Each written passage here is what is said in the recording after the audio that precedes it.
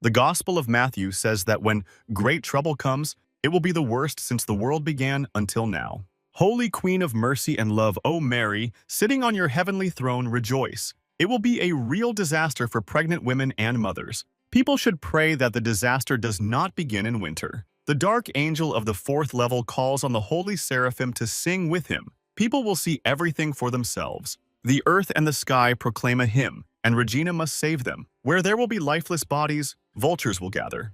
Those who have awakened are frightened that the enemy of the fourth level is before them, and that such monsters can wipe an entire country off the face of the earth. The girl suggested fighting together, but another awakened one told her to save the people while she tried to stop them. She wants to try to buy at least a little time. The girl wanted to stop her, but she said it was okay. National intelligence had already discovered the portal. Therefore, reinforcements would soon arrive. National intelligence declared a state of emergency. The opening of a portal on the campus of a Korean university has been confirmed, so all awakened people in the vicinity must go there. The girl was only a third level awakened, but she decided she had to hold on. A demonic creature saw her and decided to attack, shouting, "Keratox Latox." Another girl told her to run away immediately. Unexpectedly, a boy appeared and asked them to get out of the way. He destroyed the monster with one blow. The girls were surprised where he got the strength to destroy such a huge monster with one blow. The boy said that they hadn't seen each other in a long time and asked what year it was. The girl asked who he was, but he asked the same question again.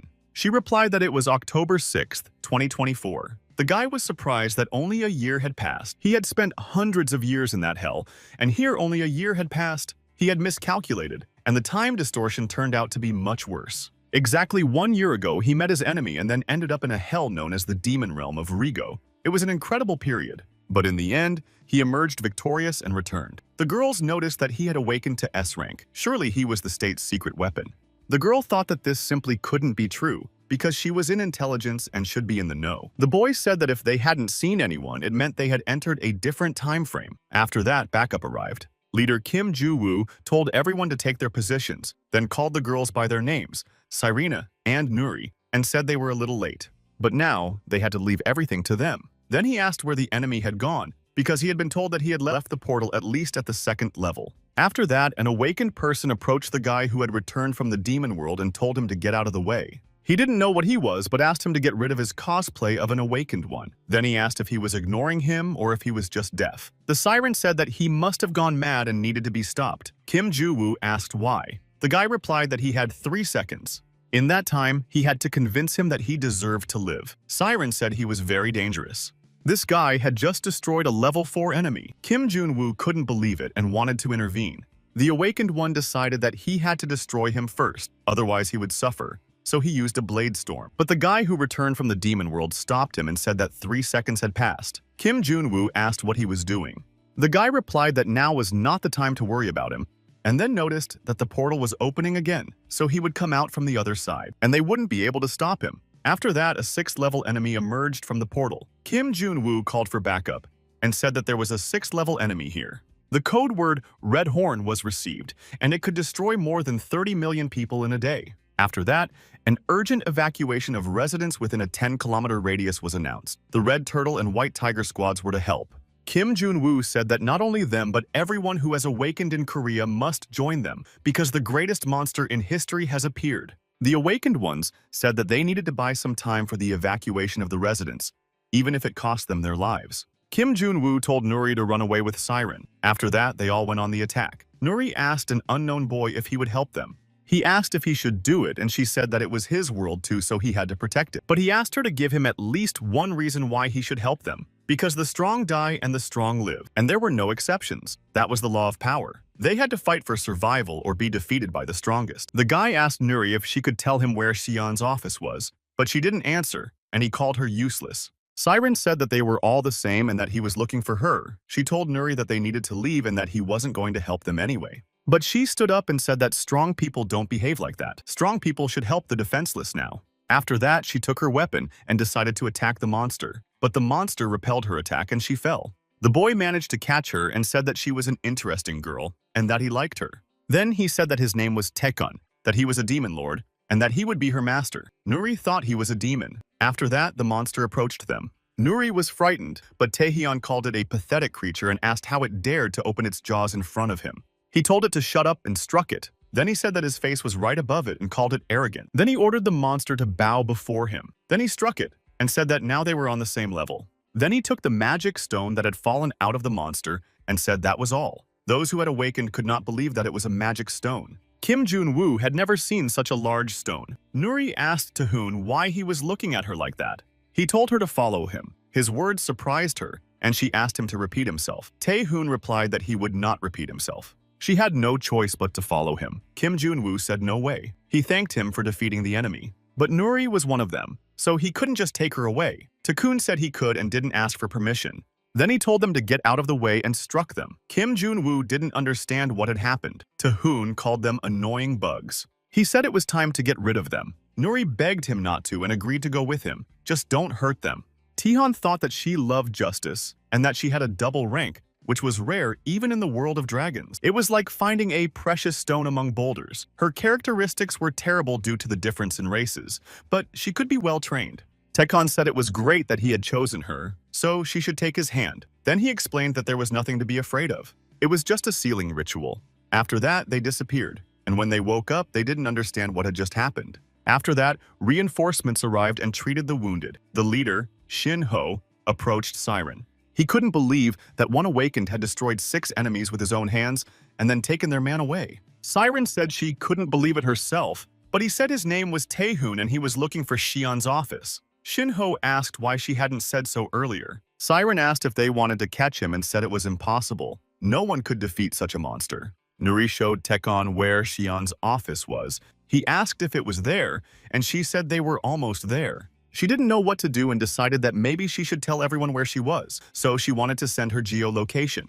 Taehoon said there was no need to send their location. She was sealed, so he knew what she was thinking. The girl she was with had heard that he was looking for them and that they were like little bugs to him, so there was no point in them coming. He warned her that she couldn't escape and that she already belonged to him, so she should just keep showing him the way. Nuri told her to follow her. Taehoon thought about his grandmother, whom he still couldn't forget after spending hundreds of years of trials in hell. He was sure that he would finally see her again. Then he asked Nuri what had happened and told her not to make him angry. Nuri said that they had arrived. In front of them was Xian's destroyed office.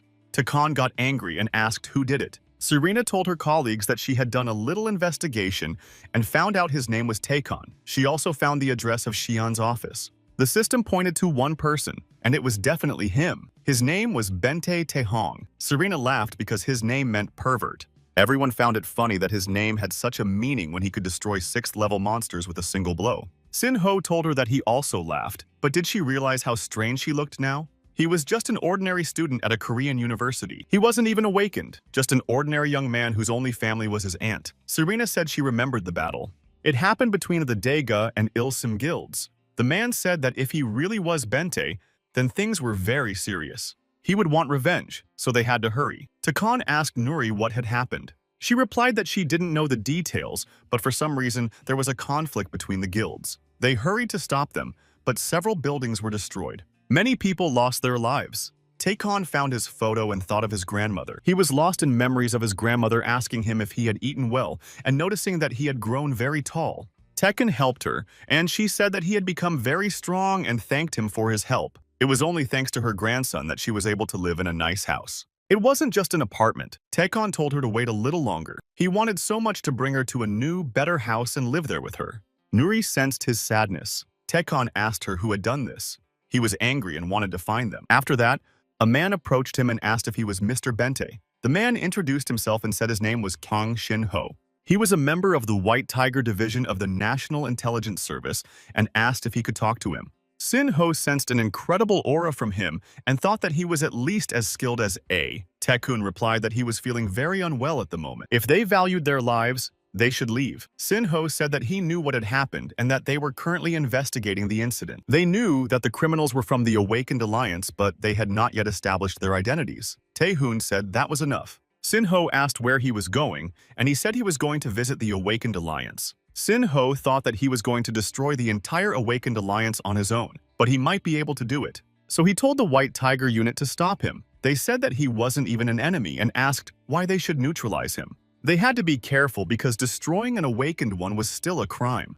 Another girl from the unit said she was glad. She thought that they would finally get to fight a worthy opponent, but what he was offering was boring.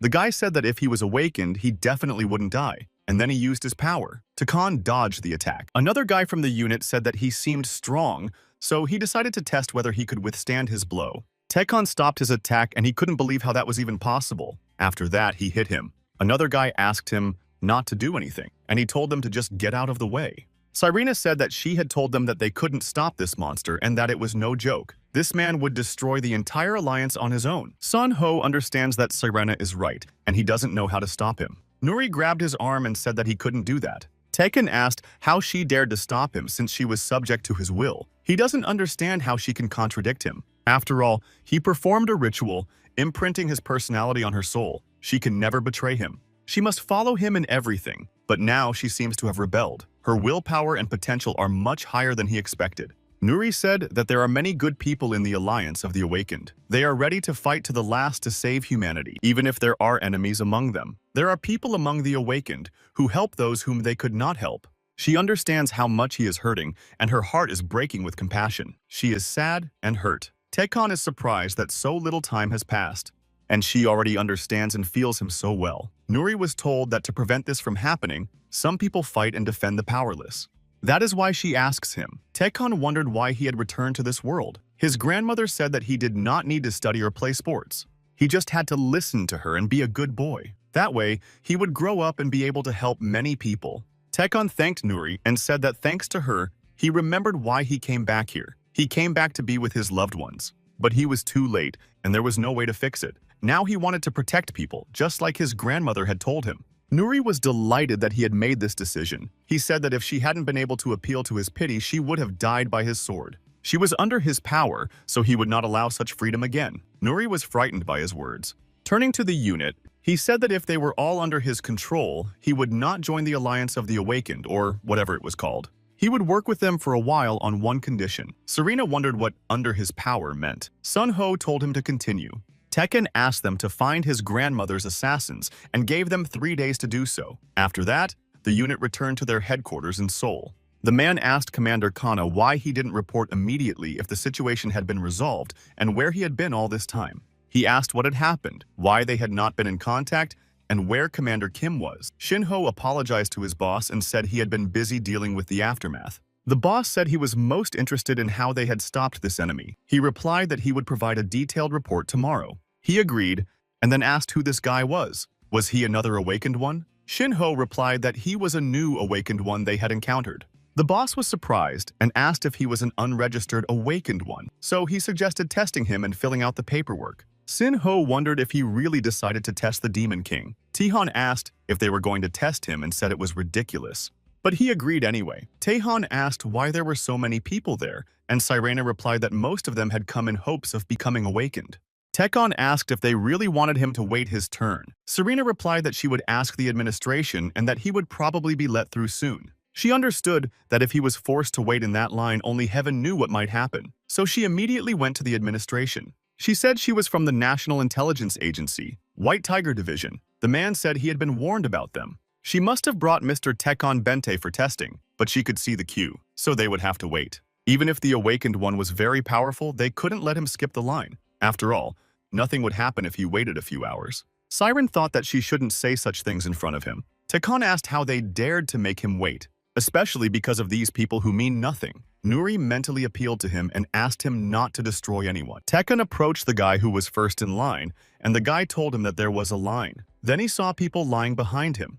Then Tekon told him to get out of the way. He believed that judging these nobodies was a waste of time, so let them test him. That is, of course, if they weren't afraid. After that, they sent him for testing, and all the awakened ones were given help. The boss asked what had happened. Each of the awakened ones had gold, and he had done this. Nuri said they were lucky he hadn't done worse. The master could have destroyed them, and now he is being lenient. The boss doesn't understand why everyone is reacting this way. But everyone agreed with her and believed that they were lucky that he hadn't forced everyone to kneel before him. Sun Ho told the head to get ready, and he asked why. Sun Ho said that the record for the highest level among the awakened in Korea was about to be broken. Everyone prepared for the test, and they asked Taehoon if he could see the ball. This device is called a measuring sphere. Since he is a magician, or more precisely, an awakened magician, he must use his ability to attack the sphere. To do this, he had to use all his strength. Taehoon was surprised that he had to deliver his strongest blow to this pathetic ball. If he did so, the entire building would be blown up. Therefore, he decided to use just enough force so as not to cause any problems or consequences. He wanted to blow it up, but his magic with mana did not work. He did not understand why this happened, because he had read the spell perfectly. He was asked to calm down because nothing terrible had happened, and he used his power again and blew up the sphere. The testers couldn't believe that the sphere was broken into small pieces. The strongest awakened S-class, Anderson, only split the sphere into 2 pieces, and that was a world record. The girl thanked him and said it was time to move on to more detailed stages of the test. Taekwon said he didn't see the point in this, and that it was obvious that none of the toys in their facility could withstand his power. He didn't want to waste any more time and wanted to get results right away. That was the end of the test. The employees were surprised that the test ended so quickly. Nuri asked if the test was really that interesting. This institution studied the abilities of the awakened in great detail. Then Nuri said that there was a cafe she liked to go to.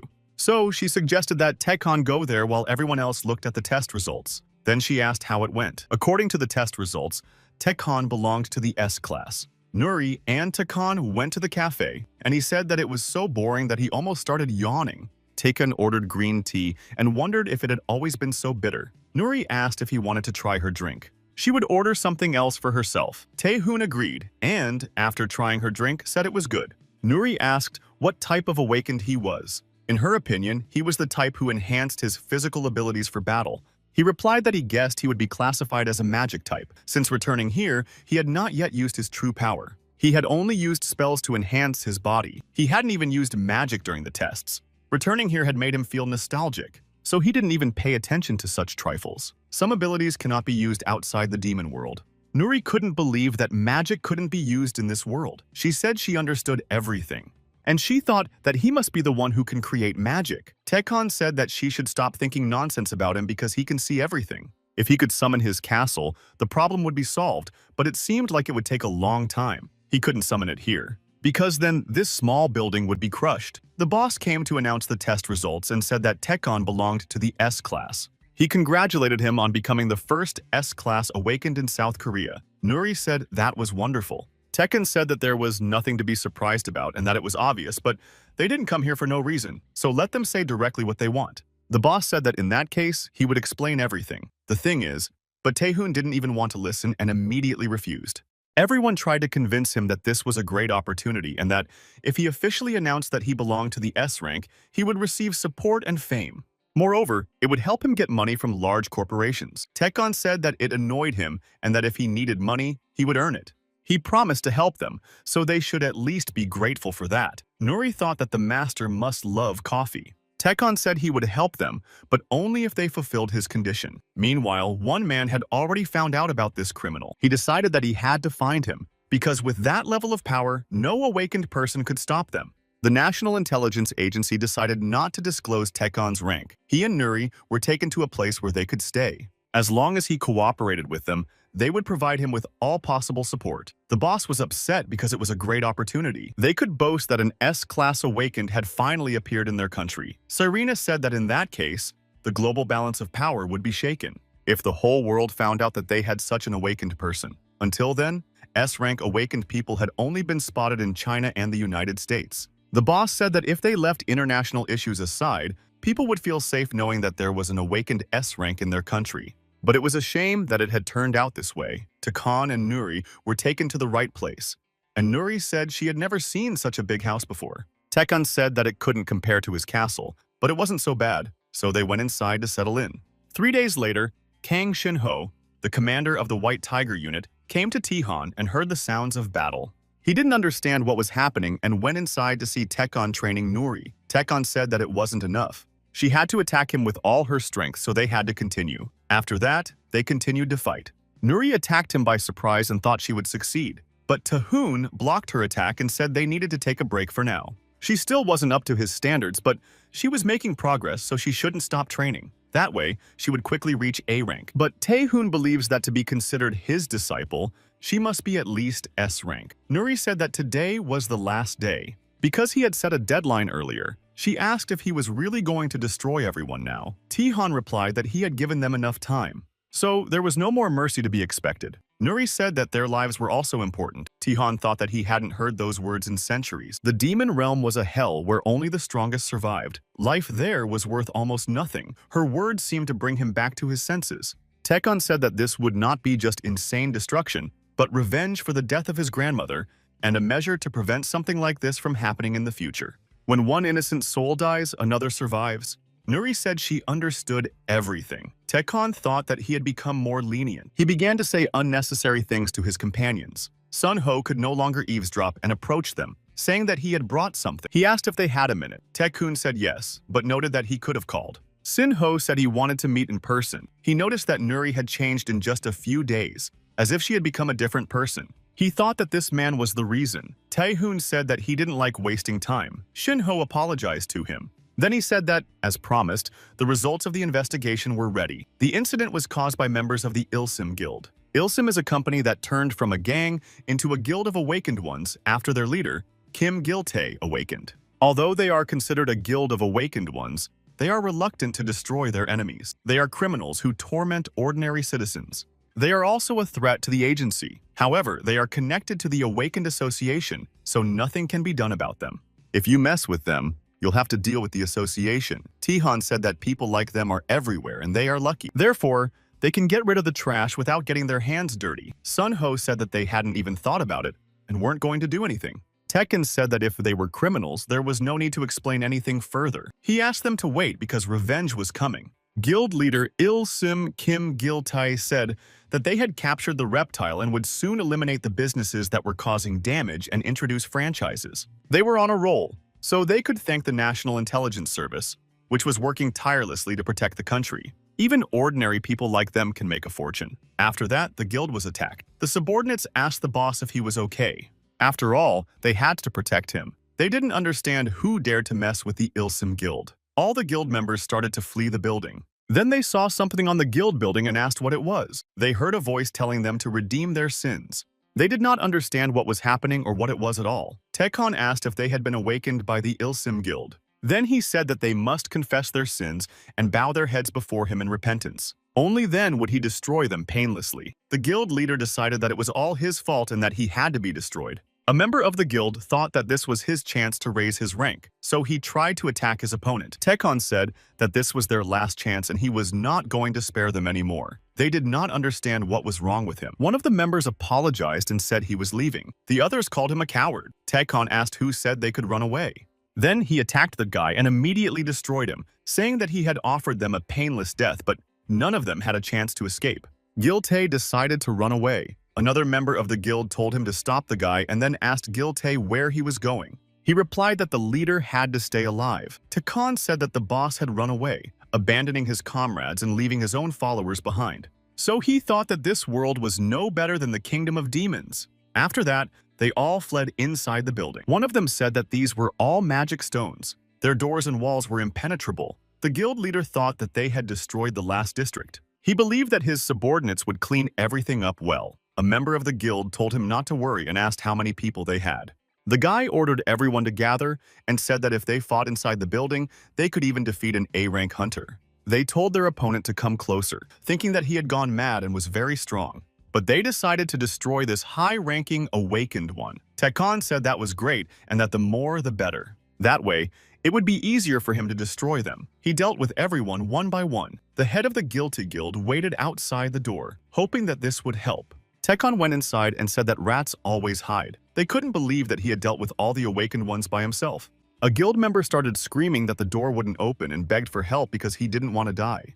Tekon grabbed him and said that he had sacrificed the lives of innocent people, and now he was saying he didn't want to die. Gil-tae thought he was just a monster. He asked why he was doing this to them. Tekon said that he wanted to wipe their guild off the face of the earth and asked him to give him one reason to let him live. Gil-tae thought that he was still holding a grudge and said that they had no choice and it was just self-defense. The guild attacked them first. Tekon said that the guild didn't even have a chance to fight back and asked if he thought he knew nothing. Gil-tae wondered if he really knew everything or was just testing him. Then he decided to attack him and destroy him. He asked if he really thought he would just sit there and take it. Tekon grabbed him and said he would give him a minute. So let him try again, and this would be his last chance. Gil-tae attacked him again. Tahan thought he couldn't lose to this nobody. The only reason he came back to this world was for his grandmother. Giltaye told him it would hurt, but Tekon struck him. He asked why, since a minute hadn't even passed. Tahoon said he had changed his mind and decided to destroy them all. He also wanted to make them feel all the pain. Giltaye started calling for help and asked why he cared about their deaths. He begged him to spare him and was ready to give him anything he wanted. But Tahoon finished what he started. After that, the agency arrived at the scene. The boss said that he really hadn't spared anyone and that they were in big trouble. But the Alliance of the Awakened would not stand aside. They could not pretend that nothing had happened. Even the association cannot let the fact that this guy destroyed an entire guild of 52 people go unpunished, so they have to punish him. But they don't know how to defeat an Awakened S-class. They live in a country of law and order and cannot allow anyone to take the law into their own hands. But they'll talk about destruction later. Right now, there are more important questions to address. They need to work out a plan of action in connection with the opening of the gate. Recently, the gates to another dimension have been opening more frequently. There has also been a surge in activity, 12 times a week. 4 of these cases were in Seoul. In addition, unusual monsters of the 4th and 6th levels are emerging from the gates, and they are more vicious than ever. Their awakened opponents are no match for them, so they are lucky to have at least one S-class member. This time, he will deal with it. But that doesn't mean he can do whatever he wants, because the agency will be forced to ask higher authorities to intervene. He must know that they are aware of his every move and regret what he has done. An agency employee asked how to do that if he's not even human. Should he just walk up and tell him to be lower than the grass and quieter than water? The man noted that he had raised his voice and the other apologized. But he understands their position and this is an unusual situation. They were facing an uncontrollable force that knew no bounds. His power was unlimited, and the fate of their country was in his hands. Tekon took a shower, and Nuri decided that now she had to take care of his clothes. She wanted to bring him a shirt. But she saw that there were identical shirts hanging in the closet and thought that the people at the agency had no taste at all. She called Tihan Master and told him she had brought him some clothes so he could get dressed after his shower. But then he came out completely naked and she started screaming. Tahoon asked why she was screaming. Nuri asked him why he came out of the shower without any clothes on. She handed him his clothes and apologized, then ran away. Tekon thought he had hired a stupid maid. After a while, she approached him on the street. She was worried that he hadn't spoken to her for several days and was probably devastated by what he had done. Before that, the agency boss had asked her to calm her employer down. Nuri wondered how to cheer him up because he seemed very upset to her. So she suggested that they go shopping to buy him some clothes, and she also needed something. Tekon said it was a good idea. Nuri was surprised that he agreed so quickly and said she would get ready and they would go. Tekon said there was one thing. She didn't understand what he meant and thought that her master wasn't interested in shopping because he was tired of it or didn't think she was worth it. Tekon said he didn't have any money. Nuri calmed down and remembered that he hadn't been paid yet. She said she could lend him some, but he replied that a master had no need to borrow money. Then he took out a magic stone. He said that if he sold the stones, he would have enough money. Nuri took him to the exchange office run by the National Intelligence Agency. There, people exchange valuables obtained from monsters for money. But it is not only for agency employees. People from the Association of the Awakened also use this exchange. So if he wants to sell precious stones, he needs to go there. They went in, and a woman greeted them and asked what precious stones they wanted to sell. According to the rules, they had to conduct an appraisal. Therefore, they had to show the item that would be put up for sale. Tekon took out the stone, and the woman asked them to wait a few minutes. She turned to Mr. Pak and said that people had come who wanted to sell a nugget. He replied not to bother him with trifles. If it was below the 2nd level, she should deal with it herself. She said that she had never seen a stone of this size before. Mr. Park told her to let them in. Nuri introduced herself to him. Park Sun-ho also introduced himself and said he was from the 3rd sales department. He wondered why a girl from intelligence had suddenly come to him. He was told that she had brought a large nugget. But he was curious about who had come with her and thought it was some kind of homeless person. They couldn't let just anyone into the exchange. This could damage their reputation and the trash would have to be taken out. But then Taehoon took out the stone. Park Sun-ho had never seen anything like it. He didn't understand what kind of nugget it was and didn't know its value. Tekon asked how much it would cost. Park Sun-ho apologized to him. He said that they couldn't afford a stone of that size yet. They would have to negotiate with the central bank. Tekon broke it into several pieces and asked how much they would give for such a stone. Park Sun-ho was even more surprised.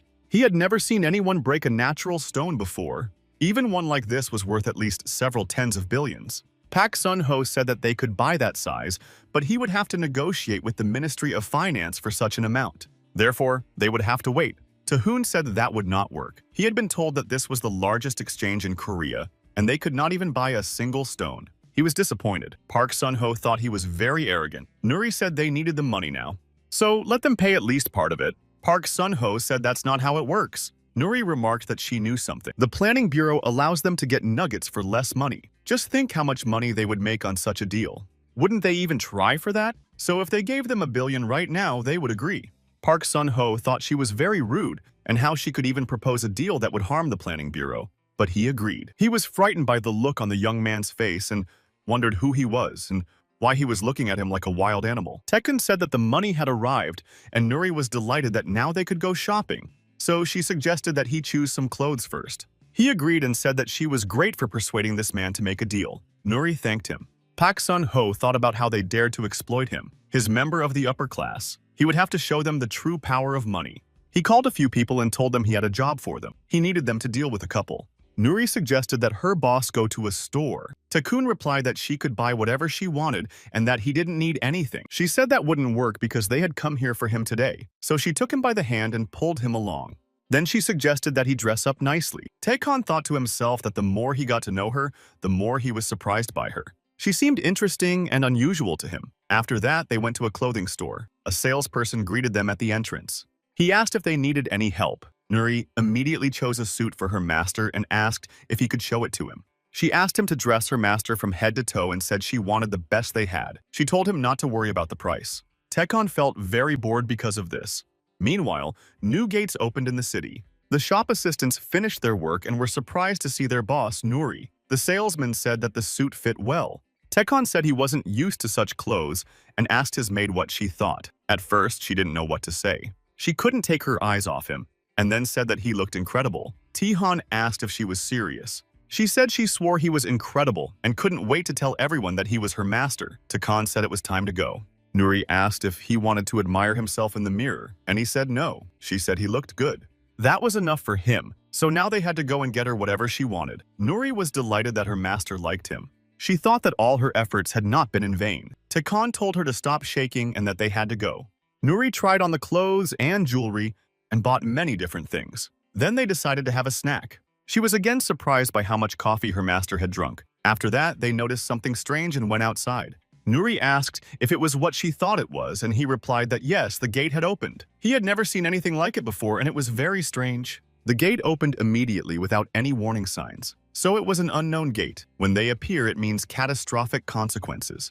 A large number of high-level monsters come out of them. Taekon said that judging by their appearance, what comes out of the gate will be stronger than last time. Nuri called the director and told him that there was trouble. An unknown gate had opened. Then she started yelling at people to run away. People started to panic and then ran in different directions, pushing each other. The director asked Nuri to repeat what she said. She saw a lost girl and told the director that they were in a shopping center and that a gate had suddenly opened. A huge monster came out of the gate. Fortunately, the owner was with them and they evacuated the people. The director said they would be there soon.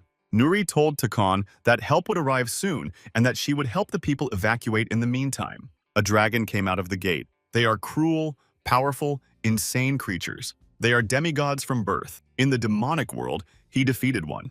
It was one of the most powerful creatures. The dragon did not want to submit, so he had to deal with it. Taekon thought that his time had finally come. At last, he had a worthy opponent who would not die from a single blow, even with all his strength. Nuri asked her master to save the people. Taekon noticed a girl standing and crying. This world was too weak, and no one could stand against him, neither monsters nor humans. It was definitely too fragile for him. It was like a sand castle swarming with ants, and that annoyed him. In the demon realm, the strongest always prevailed. Compassion for the weak was a luxury, and there was no point in protecting them. He had lived there for hundreds of years, and this world broke all the rules. He feels uncomfortable when his power is suppressed, so he said that he had had enough, and this is his first enemy in all those years. No one can stop him. Nuri asked him again to save the people. She understands that she cannot stop all the monsters, but she decided she had to do everything she could, so she tried to attack the monsters. She flew up into the air. Then she saw the same girl and her mother below. Rocks were falling on them, and she was afraid she wouldn't be able to save them. But Takan saved them using his magic. He told Nuri to evacuate the people, saying that from now on, he didn't care about anyone. This included his subordinates, but he didn't want to be a bad master. Nuri thanked him and went to save the people. She told everyone to follow her. Taekon thought that a few seconds of fighting wouldn't hurt for the sake of his subordinate. But he didn't like what was above him. Nuri led the people to safety. Tekon spread his wings and flew up to the dragon, asking him to let him help. Then he flew even higher and said that nothing would interfere with their battle on the surface. So Nuri should wait. Rising as high as he could, he asked the dragon if it had woken up and said that nothing could stop him here, so let it attack. It seemed that he had lived for many years and he should not be taken for a fool. Tekon reviewed the information about him and saw that he had lost himself because of a contract. Tekon asked if he had made a contract with someone, given his soul, and broken the laws of the Seven Kingdoms, and that was very bad. Now the human world was after him, and if the dragon's breath reached the ground, a catastrophe would begin, but he could prevent it. Only then would everything lose its meaning. The dragon tried to attack him, and he said that he had just bought this suit, so it wasn't worth ruining it. They began to fight, and Tekon hadn't felt this way in a long time. Finally, someone wasn't dying from the slightest touch. He noticed that this dragon possessed magic. He used it to create a shield and deflect his blows. Even if a few blows got through, the effect would not be the best. Tekon could not yet control magic throughout the world. But there was nothing that his power could not destroy. He just didn't like such boring battles. So he decided to use something. Tekon took out the Exelon dragon blade and asked the dragon if he recognized it. This sword was forged from the spine of his relative, the dragon Zekma. It was the worst thing he could face. The dragon became enraged, but Tekon struck him, and he could no longer use his breath. Tekon said that now he would not be able to use magic for his dirty tricks, and that it was his turn. They continued their battle, and Tihan said that he was pretty good and that now he would show him. The dragon used 6th level explosive magic. Tihan asked if he really thought that would work against him. If so, he was mistaken. Even using magic, he would not defeat him. Tihan had maximum resistance to magic. Tekon asked if that was all he was capable of. If so, it was time to show his true power. Meanwhile, reinforcements had arrived. The awakened ones were treating the people. They also noticed that the gate's reactivity was decreasing. The gate gradually closed. After a while, it closed completely and the effects were eliminated. The whole team breathed a sigh of relief, and Zhongwo asked Nuri where her master and that monster had gone. She replied that they were upstairs. He asked if she meant that they had ascended into the sky. He did not expect that at all, and if it was what he thought it was, then that was a different matter. But he did not understand how such a thing was even possible. Jun Woomin, awakened in the class of the Alliance of the Awakened, asked how a huge monster could have disappeared and whether it had really flown into space. He wasn't sure if Nuri could be trusted and said that she had gone mad, so she should stop talking nonsense and tell the truth. Nuri said that this is the truth. Zhong Yumin believes that they have no idea where the monster is. Zhongwo said that they had just dealt with the people. After that, they will provide a detailed report. Jun Woomin said that the Alliance of the Awakened is not here to correct their mistakes and that they have more important things to do. Or they lied about a 7th level monster appearing at the gate. Kang Sung-ho said enough. No matter what position he holds in the Alliance, it does not give him the right to speak to them like that. They will not tolerate it and will file a complaint. Jun Woomin said that they couldn't do their job properly and decided to complain. Did he really think that all awakened ones had the same power? They weren't government lapdogs like them. Nuri saw something happening in the sky. Everyone else noticed it too. Something was falling directly toward them, so everyone had to take cover immediately. People began to flee quickly. Nuri saw her master and rejoiced. Takon said that they probably should have descended more slowly so as not to cause panic. Juwon Woomin didn't understand what was going on. He saw a giant monster and had never seen such a large creature before. Nuri told Tekon that they had to leave quickly. Jun Woomin didn't understand who this man who had come down from the sky was or who he was at all. Sinho thanked him and said that he did a great job, but he has something to discuss with him. Nuri hugged her master. After that, Shinho used his assistant Uriel to make sure no one could hear them. Taehan noticed that this creature was from a fantasy world. It was quite an impressive skill to summon a creature from the upper 7 dimensions. Shinho said that their situation had become more complicated because of how Tihan solved this problem. Tihan asked what he meant. He said that now everyone knows how strong he is, because he single-handedly defeated a 7th level monster whose appearance was known throughout the country. This news would quickly spread around the world. In their world, the balance of power between countries is determined by the presence of S-class hunters. Tahoon said that he talks too much and should get down to business. After all, the only thing he hates more than rudeness is wasting time. Sunho said that they would probably have to officially announce his existence. Tekken said that this was not for him. Shinho knew that he would not succeed and did not know how to negotiate with this monster. In his opinion, it was simply impossible. But Taehoon said to let it be, and that they had to do what they had to do. Sinho asked if he really agreed, and he said there was no need to make him repeat himself, but he didn't need any extra problems. Then he took out the magic stone and said that they could consider it a reward for not giving him any extra trouble. Anderson, the awakened S-Class, was informed that the operation had been cancelled. He asked why this had happened so suddenly. The man said that information had been received that the 7th-level monster that had appeared in Korea had already been eliminated. And the one who eliminated it turned out to be Korea's new awakened S-Class. Tekon was upset because he had just bought a suit and it was already torn to pieces.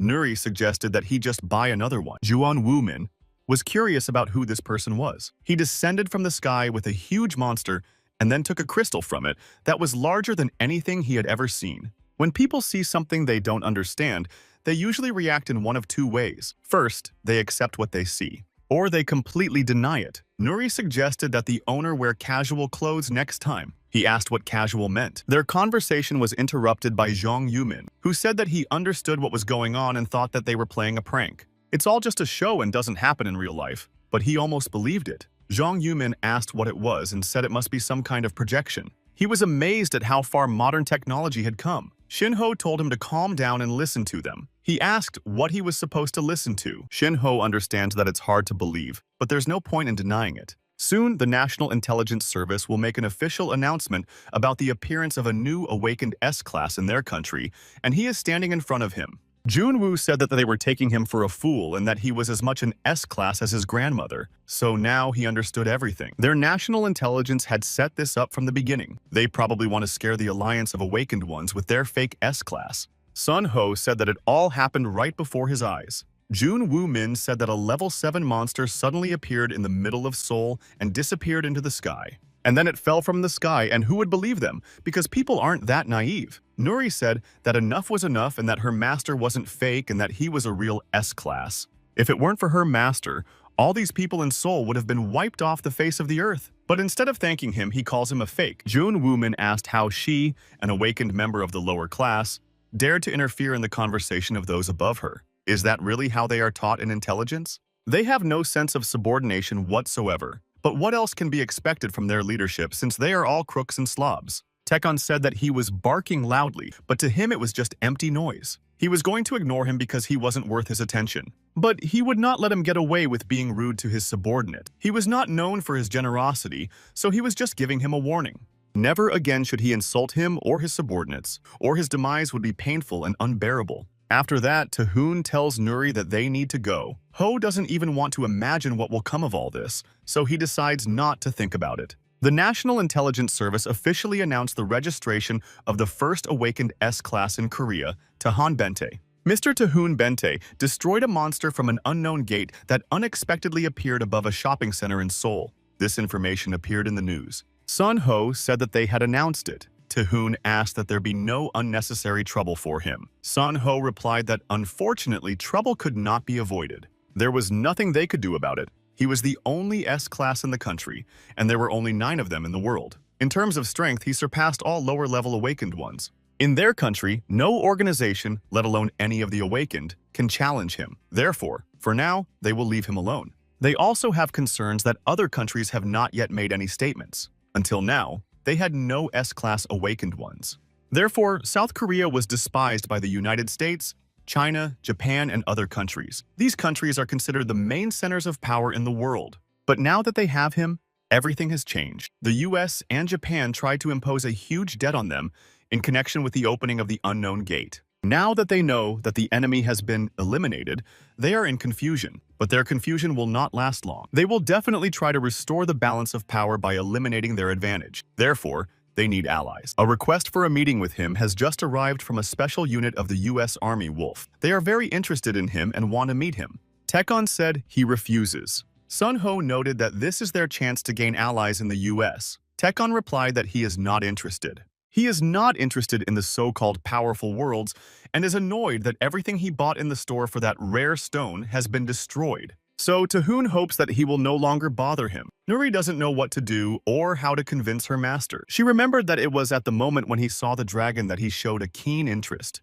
Therefore, Nuri decided to inquire about the special wolf unit. Does the awakened S-Class Anderson serve in this unit? He is said to be the strongest of the awakened ones. Sun Ho said that this was true. If Mr. Taekon accepted the offer to meet, he would talk to him. Anderson, the strongest awakened in the world? was the one who initiated the request for a meeting with Mr. Tihan. Taehoon said that it was interesting and now he was really interested. Nuri realized that the only ones who could interest him were those of equal strength. He agreed, and the awakened ones from the US arrived in Korea to meet him. The strongest awakened ones were pleased with how they were welcomed. Anderson told the awakened ones that they were acting like children and that they had better promise not to cause trouble as usual. They said that wasn't interesting. Otherwise, why would they have come to this small country? Anderson told Jensen that this was a visit to an ally.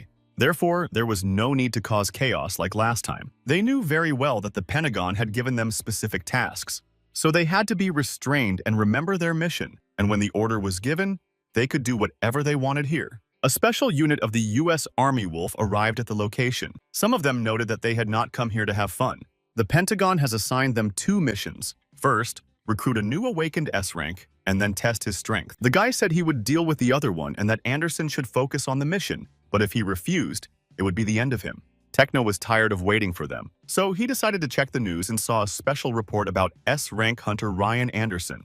He was called the strongest awakened in the world. His enemies were strong enough to destroy the entire world, but he destroyed them with the sword Excalibur. Tekon thought that he must be one of the best fighters in the world. Nuri reported that the wolves were finally in place, so he should follow her and she would guide him. Nuri was delighted to finally meet her former idol, and it was obvious that her idol was now her master. Tekken thought that it seemed that there was no technology in this world that allowed the body to be modified. He had undergone surgery in the demon realm. He modified his body with the help of Gnosis, so he could not be considered a pure-blooded human. In the demon realm, he met many powerful beings, but there were no pure humans there at all. Nuri invited her master, and he became curious about such powerful pure humans. He entered the office, and the man said that they were here. He had heard of Taehoon, but this was their first meeting, so he was happy to meet him. The man extended his hand and said that he was Chung Ho-min, Director of National Intelligence. But Tekon did not react, and Nuri apologized for her master's behavior. Chung Ho-min said that everything was fine. He noticed that he seemed interested in someone else, so he decided to introduce him to the team from the States. Chen Sen, an awakened A-rank, approached Taehoon and said he was glad to meet him. Nuri was surprised that he spoke Korean so well. Or maybe it was the translation spell. She looked at her boss and thought that they weren't worthy of his attention.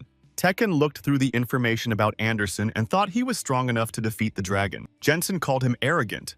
Then he approached them, pushed Chen Sen aside, and asked Taehoon if he was paying too much attention to Anderson. They shook hands, and Jensen asked if it was not customary in Korea to observe manners, and if it might have been appropriate to at least shake hands as a sign of respect. Jensen wondered how he could be S-rank and decided to deal with him himself. Nuri immediately noticed that something was wrong. Tekken squeezed his hand tightly, and Jensen barely withstood the force. This angered him, and he decided to deal with him. But Taehoon decided to strike back, and Anderson stopped them and said that was enough. He apologized for his friend's rudeness. He noted that his actions were also not very appropriate, so perhaps they should stop there. Taehoon agreed. Anderson put away his sword and told Chen Sen to take their friend away. Shin Ho thought that the conflict was probably inevitable. He thought that they should probably call the doctors in advance in case something happened. Nuri said that they had a doctor and she would take them there. Anderson apologized again and said that his friend had a difficult personality, but he thought it would be a lesson for him. He didn't want to waste time on pointless fights. Tekon said that if he had something to say, he should say it quickly. Anderson noticed that he had called the awakened A-rank too weak, but he was right, so it was better not to argue with him. He decided to get straight to the point and asked if he wanted to join them in the States. It was clear that he would get many benefits. Tekon refused. Jeon Ho-min was surprised that the United States wanted to steal his awakened one. Tekon said not to make him repeat himself. He said no, and they probably understood that, but they were probably also interested in testing his strength. So Taehoon suggested testing her with his fists. Anderson said it was a wonderful suggestion. Jensen was taken to the doctor, who treated him. He said it was all his fault. Chen Sen said he was to blame. But Jensen continued to say that how dare he behave like that with the best awakened in the world and that he must have completely lost his mind. Because of this, he couldn't keep his cool. Chen Sen noted that this guy was one of the strongest S ranks. Arrogance was understandable for such a powerful person, so he shouldn't go too far. The team was only strong because of Anderson, not because of him. He is only with them because he was lucky enough to acquire a powerful skill, but he should not forget his place. Jensen said he knew that, but he would never admit it. An S rank couldn't have been born in such a weak country. If they had another S rank, they wouldn't have to put up with this. Their conversation was interrupted by Nuri, who said that they were lucky that it ended this way. If the master wanted to, he could have dealt with him in an instant. Jensen laughed and told her that she knew nothing and called her petty. She said that she knew something for sure, and who he had called petty. Her boss was the strongest man in the world. They laughed at her for calling him her boss. Jensen said that she had made it up, but that she would soon come to her senses. Now Anderson would put an end to the arrogance of this Mr. S, and he wouldn't be able to do anything about it. Director John Ho-min thought that this had all been arranged in advance to test the combat strength of the states. Although it was a duel, they were both S-rank awakened, so he hoped that at least the building would remain intact.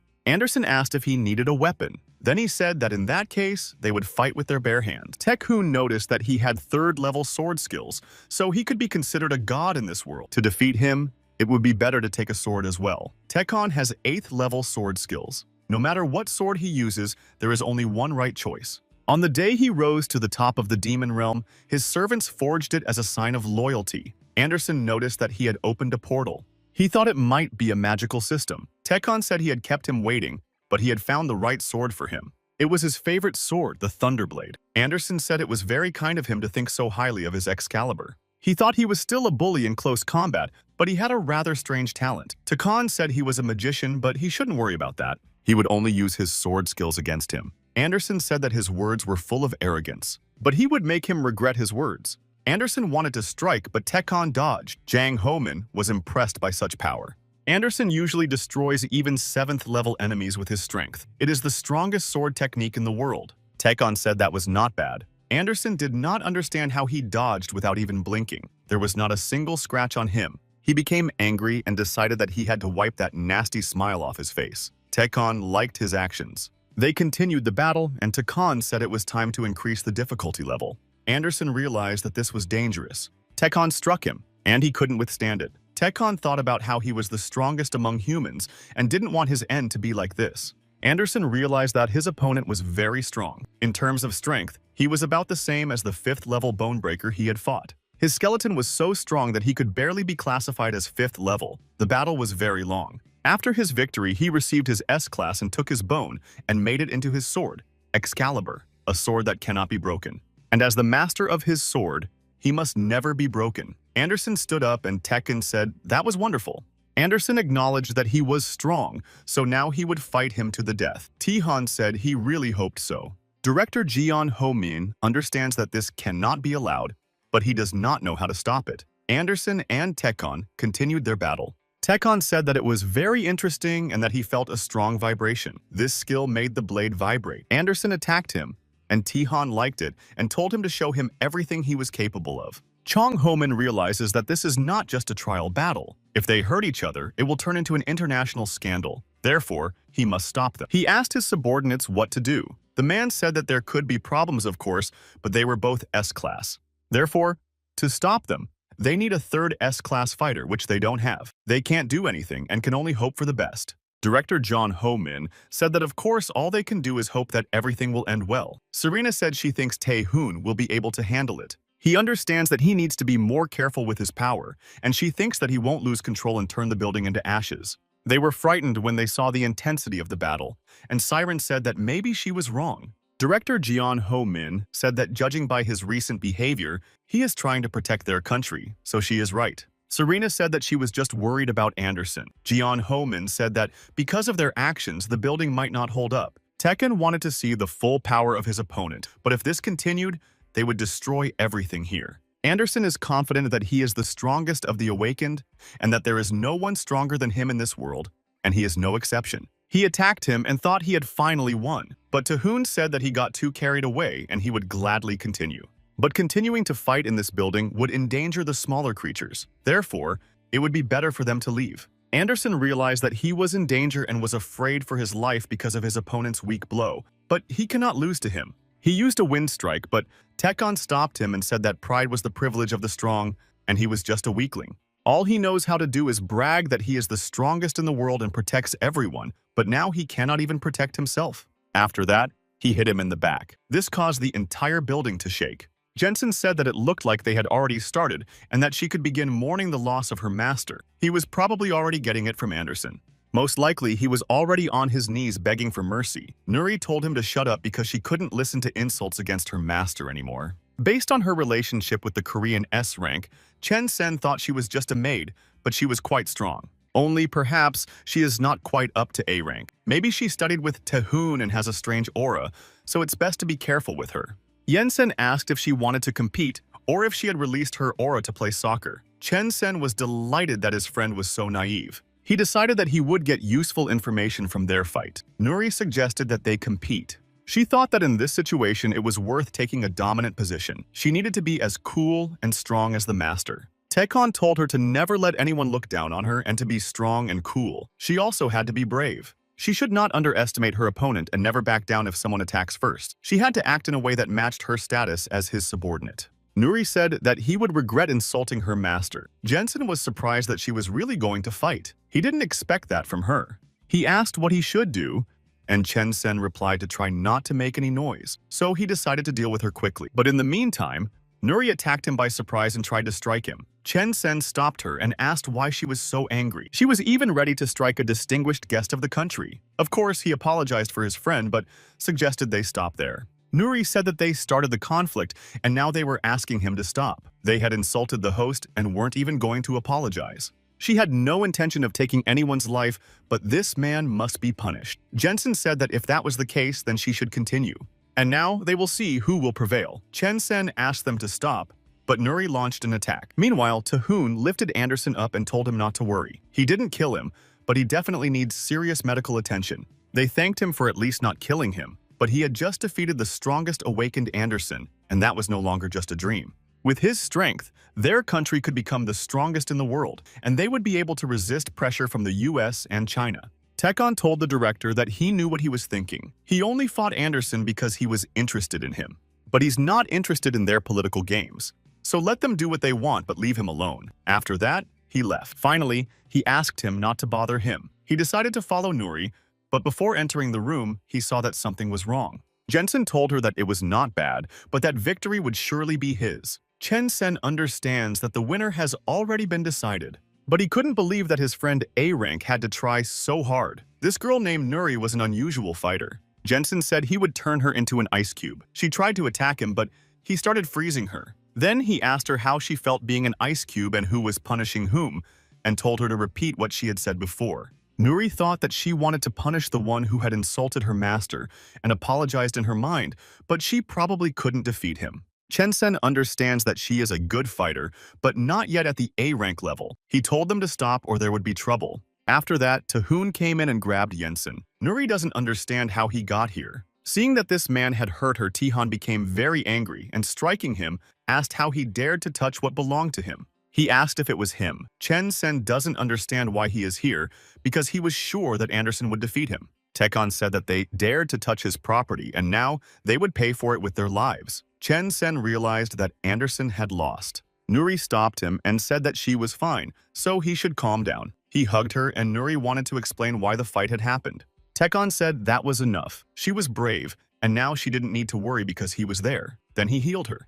He told her that she had saved their lives. Then Chen Sen heard that Anderson had been defeated. Taekon said that they'd better leave the country before he changed his mind. Chen Sen understood that they had lost their title. The title of the strongest country in the world no longer belonged to the United States. It had been taken by the devil himself.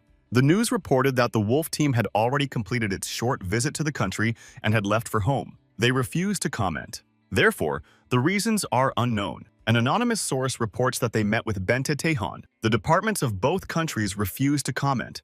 After watching the news, Guildmaster Aries Kim In-sok thought that something impossible had happened and that they would not achieve anything with a guy like him. Besides, the National Intelligence Service got to him first. They cannot claim what they do not know. Kim In-sok believes that they still need to meet him and get to know him first. Siren said that after this incident, they need to move. Taekon said he didn't want to stress himself out. She replied that it was necessary given the situation. He said that he had just moved here, so why should he move again? Sirena replied that the public now knows his current place of residence. She heard that he didn't want to stress himself out or be stressed out. Therefore, they are offering them a place on an island where no one will bother him. They will provide them with a new and fully furnished house. They only had to take one look at it and they would really like it. So she asked them to take a look at the house at least once. Techno didn't like the idea, but he saw the sparkle in Nuri's eyes and asked if she was interested. She said she had always dreamed of living in a house on an island. Then she apologized for being so forward. Siren hopes she wasn't too rude, otherwise she'll never be brought back to life. But Tekon says he agrees. He suggested they go and look at the house. After that, they got ready and set off for the island. Nuri couldn't believe that this was the island where they were going to live, and it looked very nice. Serena said that they had bought the entire island, and then they built a house with resort-like amenities. This place was completely isolated from the outside world. She thought she didn't need to explain why. Siren said that it had everything they could possibly need, including a swimming pool, a cinema, a library, a bar, a computer club, and even another swimming pool on the roof. The entire island was equipped, so there was also a dueling hall and an evacuation system. Everything for Mr. Techno. He said it wasn't bad. Serena was delighted that he liked it. She said that they would provide them with staff who would always be ready to help, so all that remained was to move in. She has a few things to share. They received a letter from the States saying that the US government apologizes for the behavior of the Wolf Team. They also said that they would be happy to sign a mutual defense agreement between the awakened S ranks of America and South Korea. If an enemy appears that the country cannot deal with on its own, one of them can ask for support. The United States may also request support from Mr. Tihan. They are prepared to cover all necessary expenses if he can defeat the enemy. In case of victory, a reward awaits him. Details will be discussed between government agencies, but the final decision on the conclusion of the agreement will be made by Taehyun. Tekon thought that the problems of the states did not interest him much, but if someone appeared whom Anderson could not defeat, it could be fun. Therefore, he said he agreed to such a mutual defense agreement, or whatever it was called. Serena was surprised and thanked him for his cooperation. And lastly, there was a proposal from the National Intelligence Service. They proposed creating a new team of awakened individuals under Tekon's leadership. With the support of the team leaders, Mr. Tekon can focus entirely on the battle itself. But of course, it's just a proposal. The final decision is up to him. Tekon thought that the weak members of the team would get in the way, but they could be useful in things he didn't want to do. If he manages to create an environment for competition, her strength will only grow. Tihan also agreed to this proposal, but he said that he would select the team members himself. Sirena said that she would pass on his words and that the boat to take them to the island was ready. So she would show them around. Tihan asked if she really wanted a new house so badly. Nuri apologized and said that it was her dream come true. Tekon said that he couldn't wait either. Nuri hoped that in the future they would build a bridge so that they wouldn't have to travel by boat. He said there was no need for that, then picked her up, flew into the air, and spread his wings. Meanwhile, the workers were preparing to welcome the guests. According to the plan, they would be here soon, so they needed to hurry. Then they saw Taehyun arrive with Nuri. She thanked the host and was delighted that they would be living here. Tekon looked at the surprised faces of the employees and asked if they had arrived too early. The man said of course not. They had been waiting for them. The man introduced himself and said his name was Gu Chang-suk. He was appointed manager of this place. He said they would do everything possible to make them comfortable. Taehyun said that was wonderful. Gu Chang-suk told them to follow him and he would show them around. They went inside and Nuri said it was incredible. It was like being in a hotel. Taehyun agreed that it was quite nice and asked the butler what there was to do. Gu Chang-suk said with confidence that he would like it. After that, they were treated to various dishes and drinks. Then they played drums and relaxed on the beach. Gu Chang-suk asked how he liked it, and Taehyun admitted that it was nice and that he felt like he would have fun. Xingho flew in and said that they hadn't seen each other in a long time. He thanked Taehyun for accepting their offer. He wanted to introduce them to someone. This was a new member of the National Intelligence Service, A-rank Miss Lee Yoo-jin. Lee Yoo-jin asked Taehyun if he was the same S-rank awakened person. She thought that if he was that strong, he would look majestic. She didn't understand why he was so lazy and why there was a child with him. Nuri pointed out that it was customary to greet people when entering someone else's home. Lee Yoo-jin said that children had no business here and should get out of the way. Nuri said she wasn't a child. Then Lee Yoo-jin said that she wanted to meet one of the few S-rank awakened beings in the world. There was no way that trash could be awakened. Xingho asked her to stop. Taehyun asked him to get out of the way if they were going to continue wasting his time. Xingho apologized for her behavior and explained that she had just become an awakened A-rank, so she didn't understand what was going on yet. He would explain to her how to behave. Taehyun said that was ridiculous and asked if she was an awakened A-rank. That would mean she was strong enough and the strong had the right to be arrogant. But on the other hand, if a person is strong, they should be able to tell the difference between themselves and their opponent. If an insect causes inconvenience to a human, the result is only one: to be crushed. Lee Yoo-jin doesn't understand what's going on because she's never experienced anything like this before. Tae-hoon said that was enough. She thought it was some kind of test, and for a moment she was afraid she would freeze there. Shin-ho apologized again. He said that in his opinion she had learned her lesson. Tae-hoon said that everything was fine and that he was even intrigued. Then he told Lee Yoo-jin to follow him. Turning to Nuri, he said that his subordinate should also come. He wanted to see what they were capable of. Nuri thought that she was treating others like children just because they were a little younger than her, and she didn't like it. She was strong enough to stand by her boss and told her rival to get ready. Lee Yoo-jin told her to get ready too. Tae-hoon said that they had to compete at their best so that he could find out who was stronger. Lee Yoo-jin said that she would use all her strength. Tae-hoon was glad that they were taking the competition seriously. Nuri's rival uses her shape-shifting abilities. She copies, downloads, and changes. Sin-ho sees Yoo-jin use her shape-shifting abilities for the first time and is curious to see how it works. Tae-hoon saw how she transformed and thought that those were her abilities, but there was nothing unusual in her characteristics. Shape-shifting is an interesting skill. In the world of demons, many competed by changing the shape of their bodies. But although this skill is shared by all, its use is very individual. Even he did not expect this. He would never have thought that she would be able to completely transform into another creature, not to mention that this creature was of a very high level. Nuri noticed the red horns on her head. Such horns were on the 6th-level monster that appeared near the Korean university. Taekon said that an old acquaintance had returned and asked his subordinate what she was going to do. Lee Yoo-jin asked if she was so scared that she couldn't even move, probably because this creature had destroyed people right before her eyes. Nuri said that she wasn't scared at all and was even happy because she had to avenge the people who had died.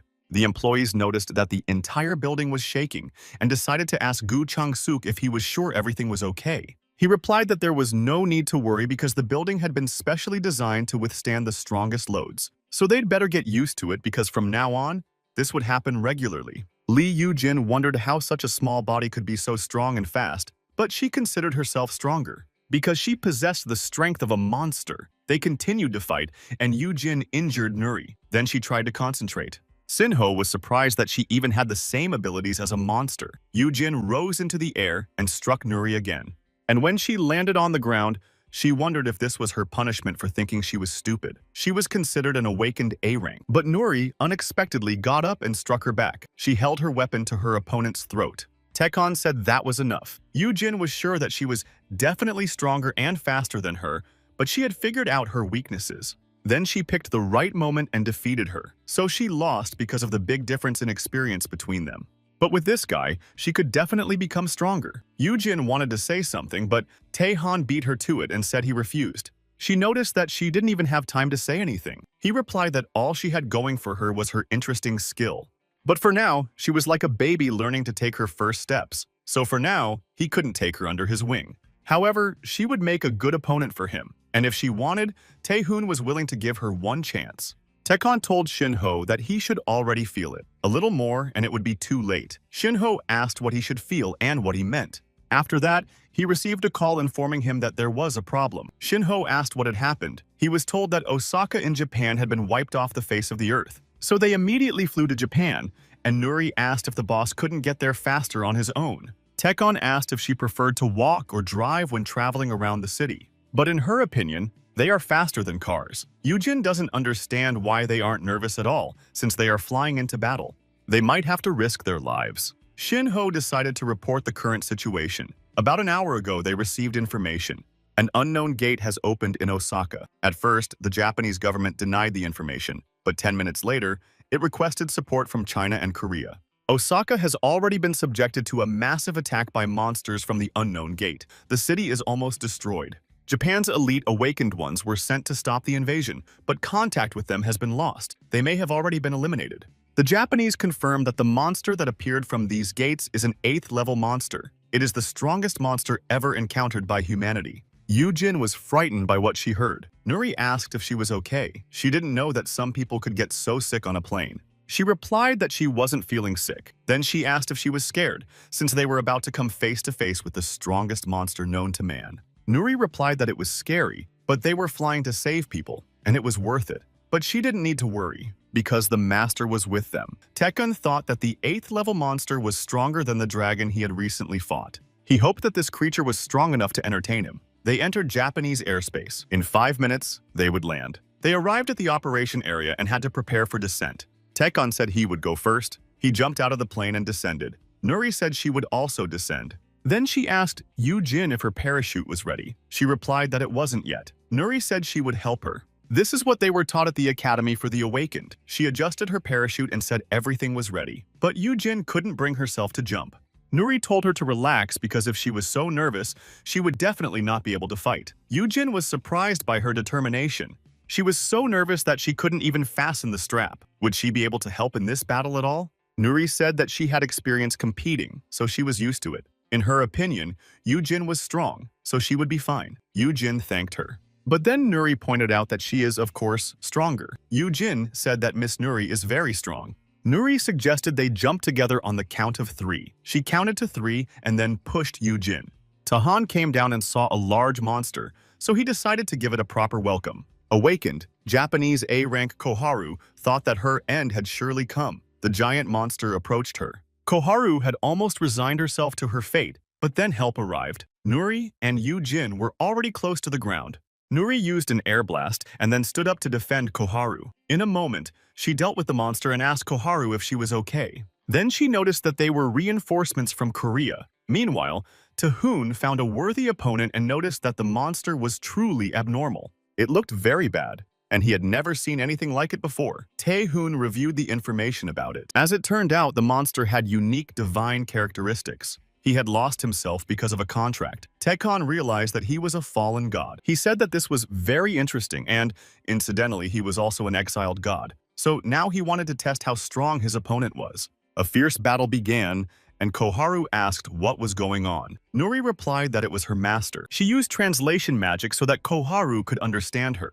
Koharu was surprised that it was an awakened being and not a monster. Nuri remarked that her master was very cool, so now she didn't have to worry about that vile spider. Her master would take care of him. Nuri wanted to give her a hand, but she told her not to touch her and noted that she was no better than an S rank. Therefore, she did not need her help. Koharu told her to get out of the way. Yu-jin asked if she was being ungrateful to the people who saved her life. Only those who didn't need help but were saved are entitled to arrogance. Besides, she was no better than Nuri, even though she was considered an awakened A rank. Moreover, they didn't have time to talk now.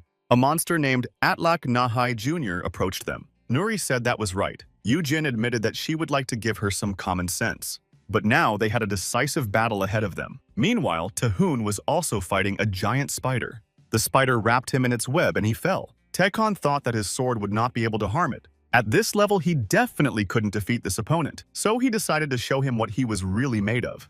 Transforming into a demon, he told the monster to rejoice because he would be the first in this world to fight against his true form. His true form had the blood of a hydra, the bones of a dragon, the stature of a hippopotamus, and the wings of a demon. So if he really is a god, then he challenges him to try to survive. After that, he used his wings. He struck the monster repeatedly and said he would see if it could withstand his blows. Tekken jumped onto the spider and admitted that its defense was very good, but surely its eyes were not so well protected. He attacked the monster again and said that everyone has their weaknesses. He could withstand his blows, but now they would see if he could withstand this. Then he struck it again, inflicting heavy damage on the monster, but it did not destroy it. The giant spider began to release poison. Tekon realized that this was not ordinary poison, but something very strong. Nuri and Yu-jin fought the monster together. Koharu thought that their country would probably not be able to defeat the monster on its own. But they would never let the world know that some weak country was helping them. She decided to take advantage of the fact that they were busy fighting. Then she called for backup from the process team. Tekon mentally contacted Nuri and told her to get as far away as possible. She told Yu-jin that they had to leave immediately. Yu-jin saw the poison spreading around them. Then they started to run away, and Yu-jin remarked that she could have said something earlier. Nuri replied that she had just learned about it from the master. Koharu asked what had happened and said she hadn't done anything. Nuri grabbed her and they ran away. Then she said that if she wanted to live, she had to get out of there. Taehoon saw that they had escaped and mentally praised his subordinate. This poison could even eat away his skin. It was definitely a divine-level poison, but he had an idea. Tekken asked the monster if this poison could handle a dragon's fiery breath. Then he saw that the monster was frightened and said, "Is the one who was called a god afraid of some flames?" This greatly disappointed him. After that, he attacked the monster with fire, but the monster attacked him in return. Tekon was injured, and Nuri was afraid for him. The monster was able to block the dragon's breath and penetrate his body. Now it is trying to destroy him with spiritual poison. It is indeed the poison of a god, and even in his dimension, it would be so. Few could survive such a thing, but unfortunately, the monster was unlucky with his ally. Tekon said that his poison was useless against him. Hydra blood flows through his veins. So how can poison harm someone whose blood is poison? So it's time to end this show. Tekon struck the monster countless times and then said that it was fun and now he must die. After that, he delivered the final blow. He destroyed the monster and obtained a huge magic stone from it, thinking that it was strange. Magic stones are essentially just accumulations of impurities from powerful beings. He was not surprised when he pulled a similar stone out of a weak dragon. But this opponent of his was a fallen god, that is, a perfect being who could never have impurities in the form of magical essence. It must be because of a contract with someone, and it's serious. Meanwhile, Nuri and Yu-Jin got into trouble because Koharu called for backup. In an instant, they were surrounded on all sides. Yu-Jin asked what they were doing. They couldn't let it become known that Korea had helped them. Koharu said that in that case, Japan's international authority would be destroyed, so they would have to die right now. Yu-Jin remarked that she remembered her singing a completely different song when she was attacked by monsters. Did she really want to betray them? Even after they saved her? Koharu said that only someone who is on the same side as the potentially betrayed can betray them. They are too naive, and their country is indeed weaker than theirs. Nuri said that they came here to protect people. Then why do they still want them dead? Koharu said that as an awakened Japanese, she has a duty to protect her country's reputation. And now she is acting according to her conscience. They were arrogant enough to invade their territory, so let them reap the fruits of their stupidity. Koharu thought that without this awakened S-class, victory was assured for their side. But then Tihan joined them, and no one understood who this guy was or what was going on. Tekun said that in light of the situation, he was going to resolve everything easily and simply, and that their attitude was very offensive to him. Koharu thought that if he had arrived even a moment later, they would have already dealt with them. Yu-Jin reported that they had saved these people, but this upset them greatly, so now they want to hide the evidence. Taehoon asked if that meant they had dared to touch his people. He told them to drop their weapons on the floor, and they didn't understand what kind of power was forcing them to obey. This guy said only a few words, forcing them all to kiss the asphalt. It was as if they were being controlled by an invisible hand. A subordinate told Koharu that they should retreat because they were no match for an awakened S-class. She told him not to talk nonsense. After all, reinforcements were already on their way. Even if he was S-class, he still wouldn't be able to handle so many high-ranking opponents.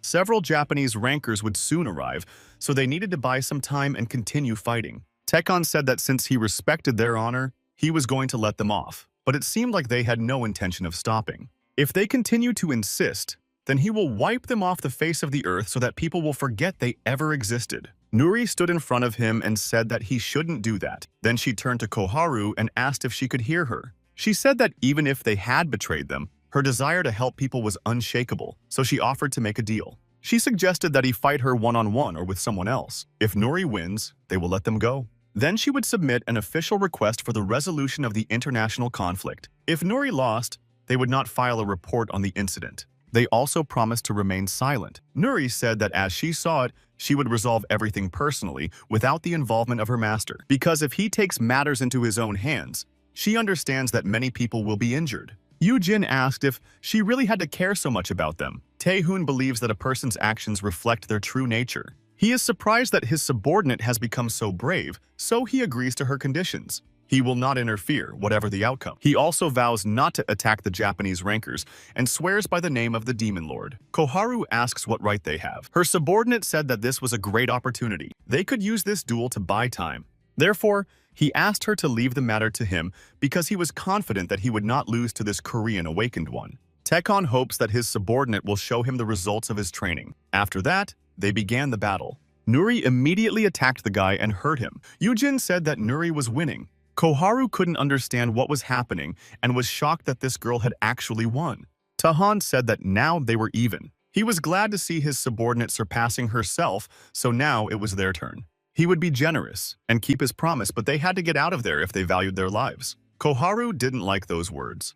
Enraged, she asked how these low-ranking Koreans dared to insult them. They would never leave this place alive, so she ordered her subordinates to destroy them all. Yu-Jin asked if she was serious. Tahan praised Nuri and said she had done everything she could. Then he turned to his opponents and said he had no desire to use his sword. So he simply used his power and wiped everything around them off the face of the earth. Then he said that there was nothing left to do here and that they should return. Yujin couldn't believe that he had done all this himself, so it's a good thing he's on their side. The news reported that as a result of the incident with the 8th-ranked enemy, the entire city of Osaka had been destroyed. As a result of the incident, many of Japan's awakened died or went missing. It is estimated that these losses will not be replaced for 10 years. The Japanese government thanked the South Korean government for its help in destroying the enemy. They also received a proposal for cooperation between the awakened. This was in order to fill the gaps in their fighting power. Gu Chang-suk, the house manager, brought a package from Japan for Mr. Tihan. They opened it and saw that inside was an object called an ice pillar. As is well known, this is a valuable item that is treasured in Japan. Nuri said it was an incredible item. Even the planning department had never seen anything like it. Tihan said it was a nice thing, but useless to him except as a refrigerator. He thought that instead of sending some useless thing, they should have sent food, such as tuna. Gu Chang-suk said he would pass on his words about this incredible item. Tihan sensed someone approaching the island, so Gu Chang-suk decided to check it out. Some people were indeed approaching them, and what they saw seemed incredible to them. After all, they had taken over the entire island to build a house. But that was understandable because an incredible S-rank awakened person lived there. That's why they risked their lives to get here. The men arrived on the island and apologized for the intrusion. Gu Chang-suk said that these people were members of the Aries Guild, which is part of the Awakened Association. Recently, the head of the guild, Mr. Kim In-sok, had requested a meeting. But he made it clear that Mr. Kim was on vacation and asked to reschedule the meeting. He was very sorry that this had happened and would immediately expel them from the island. Tahan said that this should not be done. How dare they show up here uninvited, knowing that he is much stronger than them? It seemed that their lives were not very precious to them, so he became curious. Therefore, he decided to meet the guests. The men entered the house and thought it was a real Demon King's castle. It seemed that the awakened S ranks were no joke. Tahan asked Kim In-sok if he wanted to see him. He replied that he did and that he was from the Aries Guild. Tihan said he would listen and asked what he wanted. Gu Chang-suk brought Tihan his order of iced chocolate with Belgian chocolate. Kim In-sok thought he had an original taste. An S-rank awakened looks like a Demon King, and he even has iced chocolate. Tae-hoon said that if he had something to say, he should say it quickly, because now he couldn't waste any time. Kim In-suk fell to his knees in front of him and asked him to accept their Aries Guild. Tae-hoon replied that he didn't want to. At the Association of Awakened Ones, Young Woo-min was shown a report about the Aries Guild, but he didn't understand what it was. His subordinate explained everything. It was a guild of awakened ones, led by Kim In-sok. An awakened one of rank S, Jun Woo-min, asked what business he had with some rank S guild. His subordinate said that he should pay special attention to it because he was connected to it. Jun Woo-min realized that they were talking about the crazy awakened one and told his subordinate to tell him more. As the subordinate had already mentioned in his previous report, the head of the Aries Guild, Kim In-sok, had recently been trying to meet with Tae-hoon. He was doing everything he could to make it happen. They decided that the chances of a meeting were slim, so they limited themselves to formal surveillance. And they did not devote much time to it. But in the morning, information came in that Kim In-sok and his henchmen had left for the Yellow Sea, to the island in the Yellow Sea where Tae-hoon lives. A report has just come in that the meeting took place. Jun Woo-min doesn't understand anything.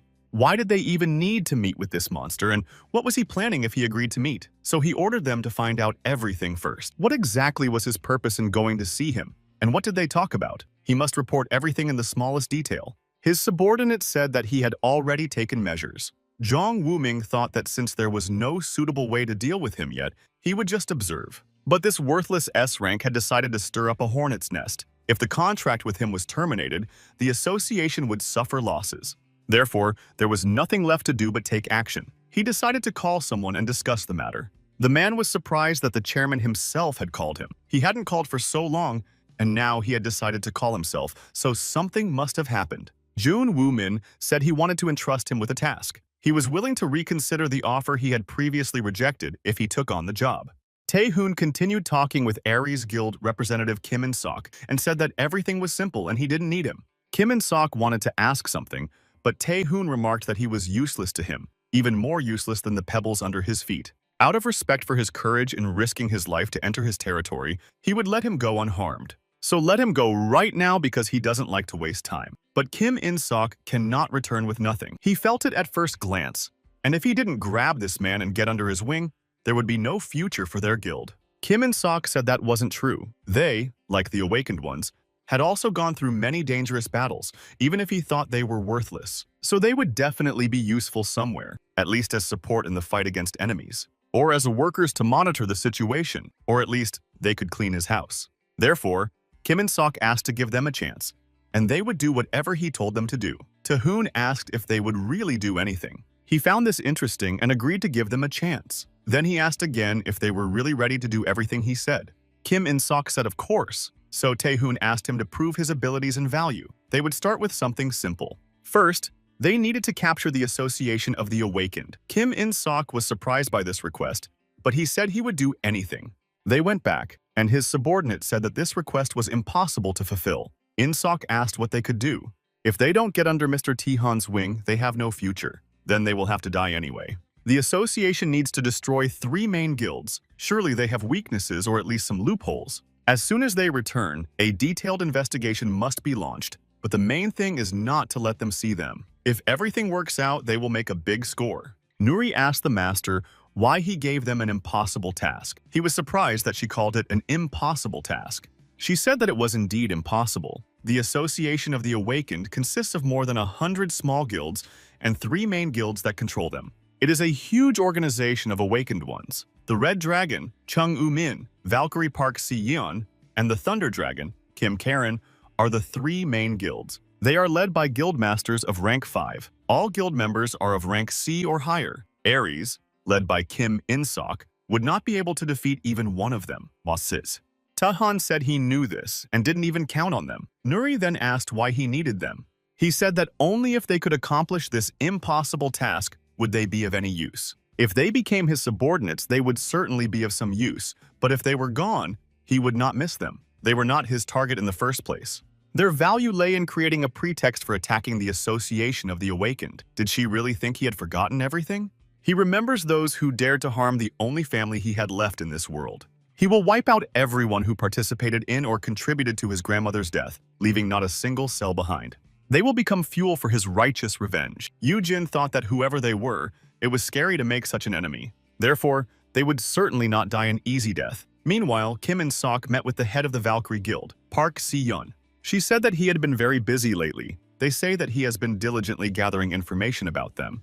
To be precise, about the 3 main guilds, including theirs. In-sok said he didn't understand what she was talking about. He thought about his subordinates, as he had asked them to be careful. Park Se-yeon told him not to pretend that he didn't understand. They had already found evidence of his activities and his people. In addition, they found something else interesting. Namely, that he had started gathering information about the 3 main guilds immediately after meeting with the S-ranked Awakened Taehoon. Kim In-sok thought that it was probably the end for them. He was lost in his thoughts and did not hear Park Si-yeon address him. She told him to calm down because they weren't going to do anything. Their guild of Valkyries called themselves the Defenders of South Korea. And they weren't going to behave like street criminals, unlike the Red Dragon Guild led by Young Woo-min. She was just curious. Namely, what kind of deal they had made with this S-ranked Awakened One that made him act so recklessly. In the worst case, in order to oppose this Awakened One, all the Awakened Ones of South Korea may have to join forces. Yoo-jin trained with Nuri and wondered how she ended up here. It turns out that she and Nuri became the master's subordinates. The National Security Agency wasn't even looking for her. She thought they had abandoned her here and forgotten about her. But then she got a phone call. She said she thought they had abandoned her, and her boss replied, "How can you say that?" But in fact, he had called to inform her of some problems. Yoo-jin reported that she had just received a call from the National Security Agency. Taehoon asked what had happened and realized that it was related to the Ares Guild. After talking to Park Si-yeon, Kim In-sok was asked if he was from the Ares Guild. After that, there was an explosion.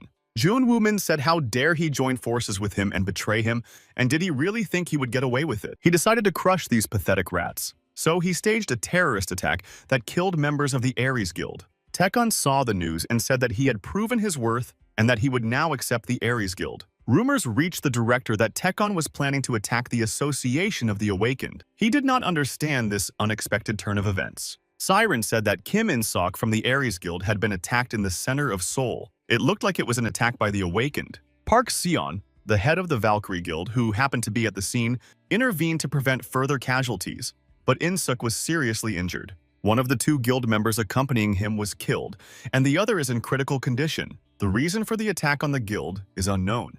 But the problem is that this guild, Ares, has switched sides to Tekon. Director Jeon Ho Min asked how this happened. When did the guild manage to switch sides? And when did this happen? Shin Ho understands his surprise. They themselves only found out about this from Nuri. Serena said that Taehoon believes that his subordinates from the Ares Guild were attacked by the Association of the Awakened and decided to take revenge. Director Jeon Ho Min said that it had not yet been determined who exactly carried out the attack, but then he understood everything and couldn't believe it. Serena said that the unexpected subjugation and attack on the Ares Guild was planned by Taehoon to create a pretext for attacking the Association of the Awakened. He would use the attack on his subordinates as a reason and planned to take revenge on the association for its involvement in his grandmother's death. The driver asked Tekon if he should take them to the National Security Agency, and he said no, he should take them to the Valkyrie Guild. So the driver accepted his request and said they were going to the Valkyrie Guild headquarters. Nuri wanted to say something. Tekon replied that he knew what she wanted to say. She wanted to point out that not all of them were bad, but he was not going to stop. He was already halfway to avenging his grandmother,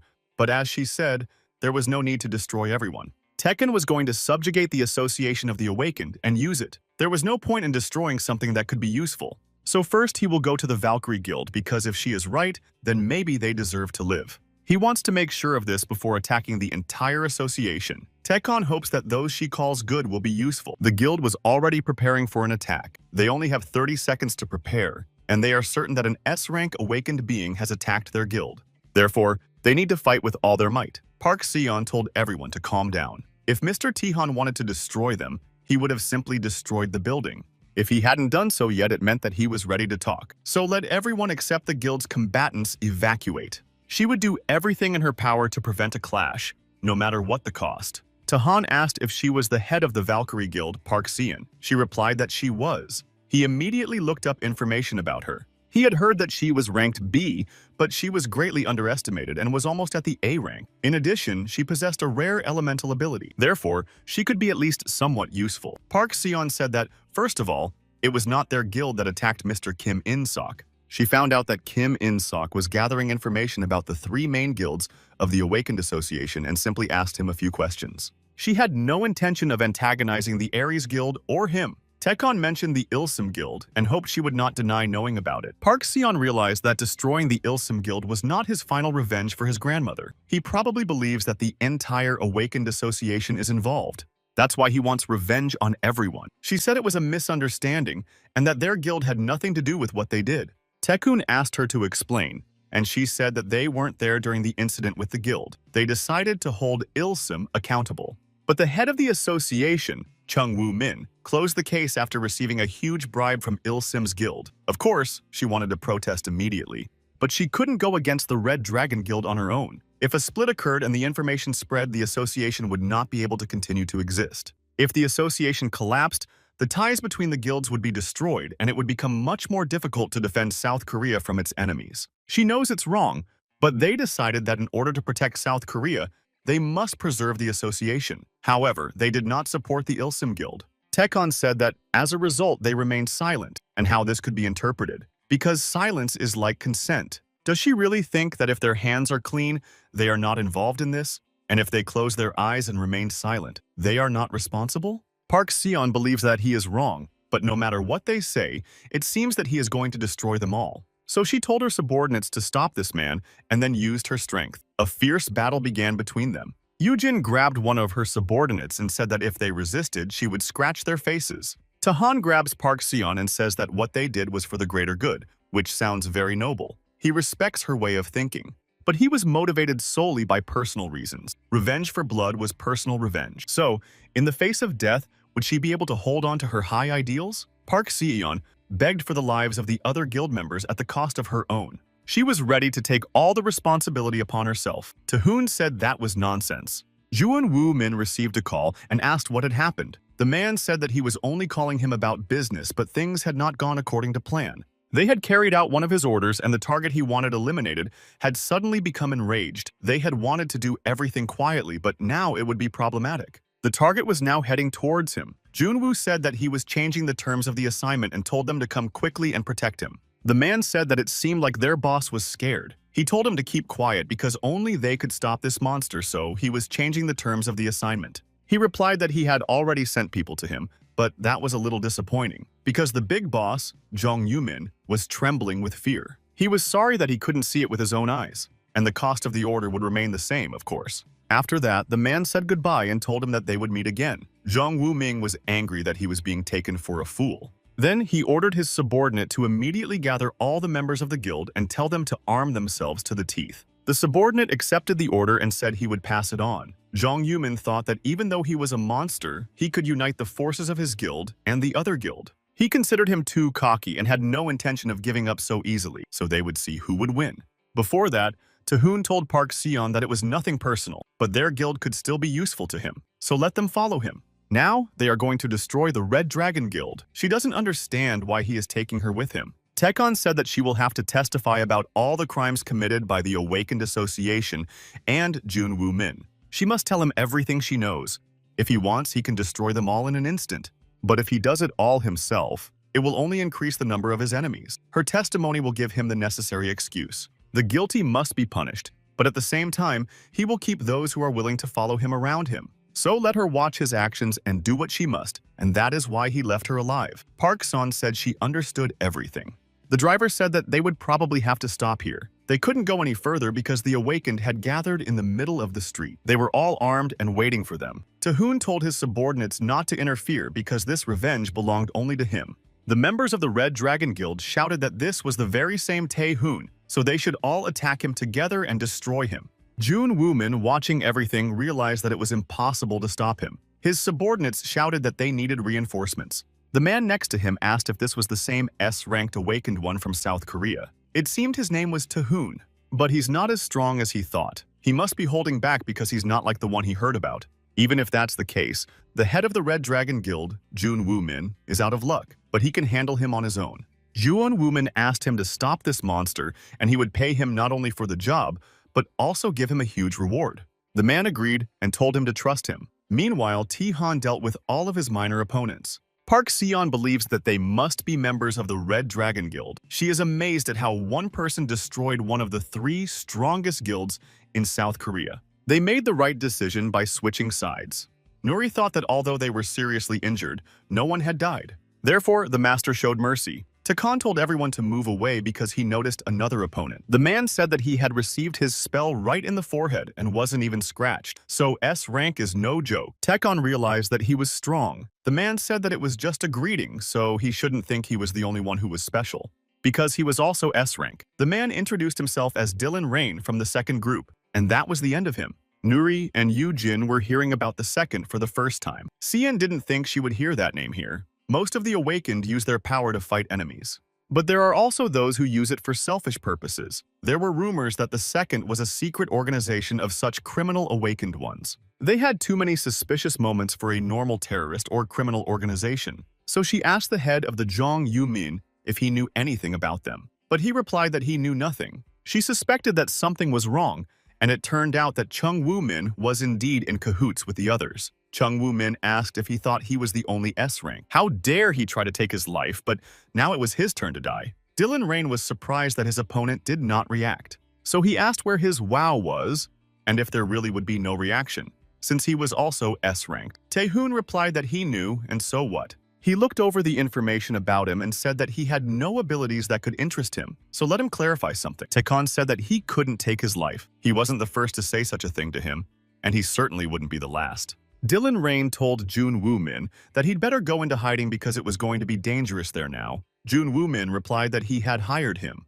Therefore, he had no right to give him orders. Junwoo wanted to make sure that Taehoon would die. Dylan Rain said that if he didn't want to die himself, he should get out of there immediately. Junwoo decided that it would be better for him to leave. After that, Dylan Rain told his opponent that he had the right to be so arrogant, so let him attack.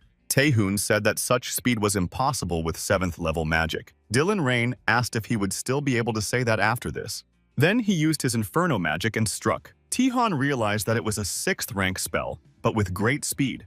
This was impossible with some pathetic 7th level magic, so he thought it was because of his unique ability of quick calculation. Nuri called out to the master, and Yu-Jin said it was very hot. Park Sion had never felt such heat before. Therefore, she didn't know if Mr. Ti-Han, being an S rank, could survive in such flames. Dylan Rain thought that he would probably survive and that he had underestimated him as an S-rank awakened, but he decided that he would definitely defeat him. He used his power, and the Red Dragon Guild building began to collapse. Dylan Rain apologized to Chairman Ju Woo Min. He said to consider it free repairs for his guild's headquarters. Then he used his magic and asked if they had seen it. No S-ranked awakened, enemy, or anyone else could stand before his fire magic. Jung Woo-min was furious that he had destroyed the guild building, but if he had destroyed him, it wouldn't have mattered. Yu Jin said that it was a flame that melted concrete, and even a master couldn't survive such an attack. Park Seon had never seen such a flame before. None of the enemies or awakened ones had it. Therefore, even Mr. Tihan would not have been able to survive. Nuri addressed them. She told them both to evacuate the survivors and prepare for the aftermath. If another battle began, the destruction would be colossal. Only they could handle it, and the master would be fine and would not fall from such an attack. Tekon said that for a mage from such a world, it was a good flame, but for him, it was just child's play. His enemy was right under his feet. Dylan Ray couldn't believe he had survived. After that, Tihan attacked him. Sun Ho and Sirena arrived at the scene of the incident and thought they were too late. Even if they went there now, there was nothing they could do.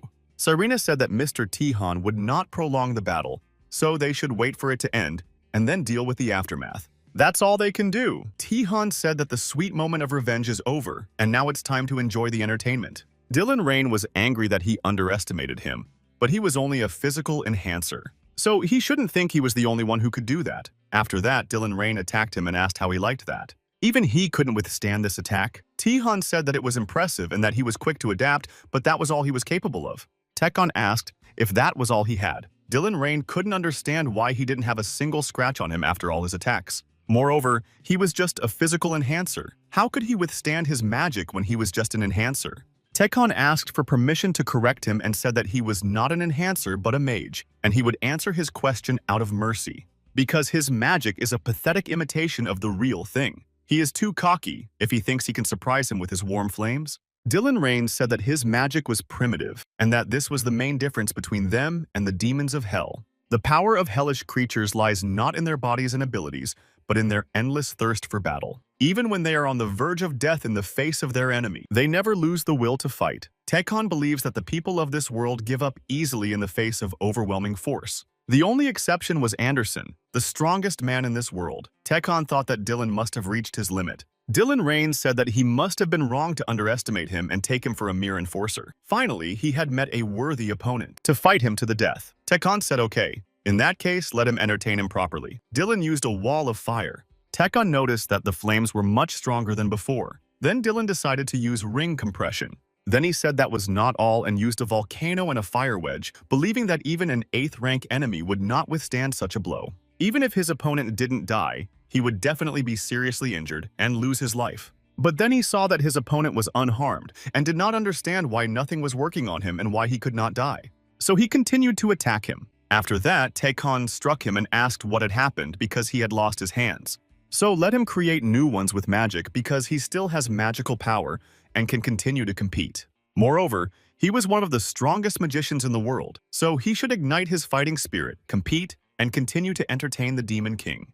Dylan Rain began to beg for mercy, and Tekon was saddened and said that this was his limit, but it was quite fun. As a reward for cheering him up, he will punish him with magic. Dylan begged him not to do it. He was ready to give him any amount of money or become his subordinate and tell him about the second organization if he wanted to know about them. Dylan was ready to tell him everything so that he would spare him. Tekon said that unfortunately he couldn't use magic in this world yet, but there wasn't saying. Any sufficiently advanced technology is indistinguishable from magic. After that, Tekon blew him up. Serena said that even a 5th rank enemy would have caused less damage. Probably nothing was left of those who were in the building, including Chung Yu-min. Sun Ho agreed with her. She said that considering it was revenge, they were lucky because it ended just like that, but it could have been much worse. The team moved on to cleaning up the aftermath of the battle.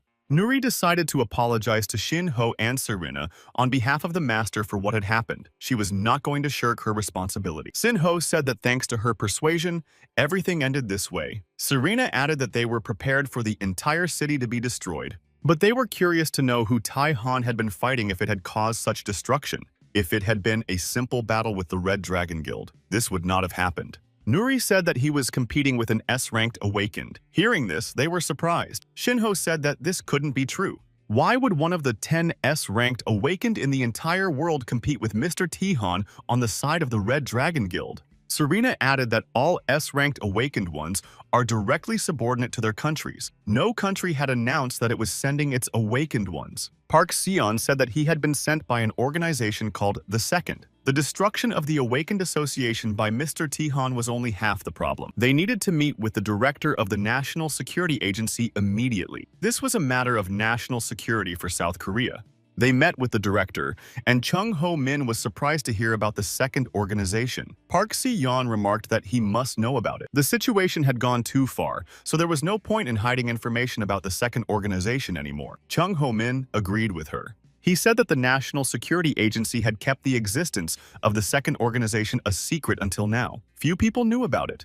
Only high-ranking officials involved in national security, including him and the president, were aware of it. The organization had been spotted in Japan, as well as in China and various other third-world countries. Wherever they appeared, catastrophic destruction followed. It was a terrorist organization made up of awakened people who were supposed to protect people from enemies. Therefore, the leaders of the awakened organizations around the world agreed to keep their existence a secret. Taekwon said they were stupid, like ostriches burying their heads in the sand. Park Seon said that after this incident, they could no longer hide their existence, because it was none other than the head of the association, Chung Woo-min, who brought them here. The battle between the S-ranked awakened one from the second and Mr. Tekken cannot be hidden. Sooner or later, everyone will learn about the existence of the terrorist organization. Second, after this incident, the Association of Awakened Ones fell apart. But to protect South Korea, they need a new center that will unite the awakened. Therefore, Park Se-hyun proposes the following. The association will take the blame and announce that Ju Woo-min wanted to carry out a terrorist attack by luring the second, and that the agency found out about it. They will say that Mr. Tae-hoon was sent to prevent the terrorist attack and to protect the country. He and the agency will become the new center for the awakened. Meanwhile, the second organization held a meeting. All participants asked why they had been gathered, and if it was something trivial, they did not want to talk. The woman announced that Dylan had died. Some of them were not surprised that this madman had died. Some even argued and won a lot of money. She repeated that he had died, and everyone realized that it was serious. They asked where he had died and what had happened. The woman said that he had died in South Korea. He had gone there to carry out an order from Kai Jin-ping and lost a battle to a new S-rank fighter. Some said that he was one of the strongest among them, and if he lost, it couldn't be good. Therefore, they needed to contact Kai Jin-ping. The woman instructed Gandharva to find out what the order was and what exactly had happened. When he finished the task, he should go to Korea. Gandharva said he would be happy to do it and was already on his way. He was curious to know who had destroyed Dylan and really wanted to meet him. Meanwhile, Tae-hoon and his team were waiting for the new gate to open, but Tae-hoon got tired of waiting and became lost in his thoughts. Everyone noticed that he was not interested in the gate and wondered what was on his mind. Park Seon said that some tension was needed, but they shouldn't get too worked up. Yoo-jin said not to worry because she's pretty good in real combat. Nuri added that high-ranking soldiers had been appearing more often lately, but that it was usually a rarity. Yoo-jin would probably be able to handle it herself, at least with most of them. Then she asked Yoo-jin if she was right, and she replied that of course she was. Then Nuri turned to the master and said that they needed to come up with a name for their team and asked if anyone had any suggestions. Yoo-jin said unbeatable. After all, their master was unbeatable. Nuri asked if she was serious. Yoo-jin asked what name she would suggest. Nuri thought about it and said the team should be called the White Dragon. Yoo-jin asked if it was a mixture of the White Tiger and the Blue Dragon and if they were some kind of mixed team. They started arguing, but Park Si-yeon intervened and suggested calling the team Untouchable. No one can touch them. Yoo-jin said it sounded good, and Nuri also liked the name, so they made their choice. Nuri said that their team would be called the Untouchables and asked if he liked it, but he didn't answer. The gates began to open, and Nuri thought that everything was happening exactly as it had at the shopping center. But with the master around, there was nothing to fear. But when the gates opened even wider, Nuri said that everyone should retreat because this monster was too much for them. Tekken saw the monster that had emerged from the gate and thought it was some kind of prank. It was a 7th rank dragon. Yoo-jin said its code name was Red Dragon. Park Seon added that they looked exactly the same and had the same energy level, just like twins. Nuri asked what the code name for Red Dragon 2 was. Yoo-jin asked if it was from a movie and if there were any better ideas. If there were, she should suggest them. Yoo-jin thought about it, and Nuri said that everything seemed fine. The master wouldn't even get scratched while destroying the enemy. So everything was as before, and there was no need to worry. All that remained was to watch the master compete. But then they saw a giant dragon step on him and were frightened. But it didn't hurt Techno at all. He said that it was not undead and that it might be a resurrection spell. After reviewing the information about him, he thought that these question marks were the key to the mystery. Therefore, it was worth finding out who he had made a contract with. The second one and the enemies were most likely connected. Who would have thought that something like this would happen? But now was not the time to think about that, so he decided to deal with this dragon again first. He struck it, and then grabbed it, but the dragon threw him off. Then he took out his sword and told the lizard to come to him. Everyone else watched the battle, and Takon said that mages would be a good name. Nuri asked what he was talking about. Takon replied that he meant the name of the team and that mages would be suitable. Then he said that it was time to clean up. Insuk couldn't believe that he was thinking about a team name while fighting this monster. Nuri told them to come to their senses. Then she noted that, unfortunately, team training would have to be postponed and they still had things to do. Insok and the others should take care of the enemy's body. Pak Seon should report everything to the National Security Agency, and Yu Jin should go with her to find the dragon's head.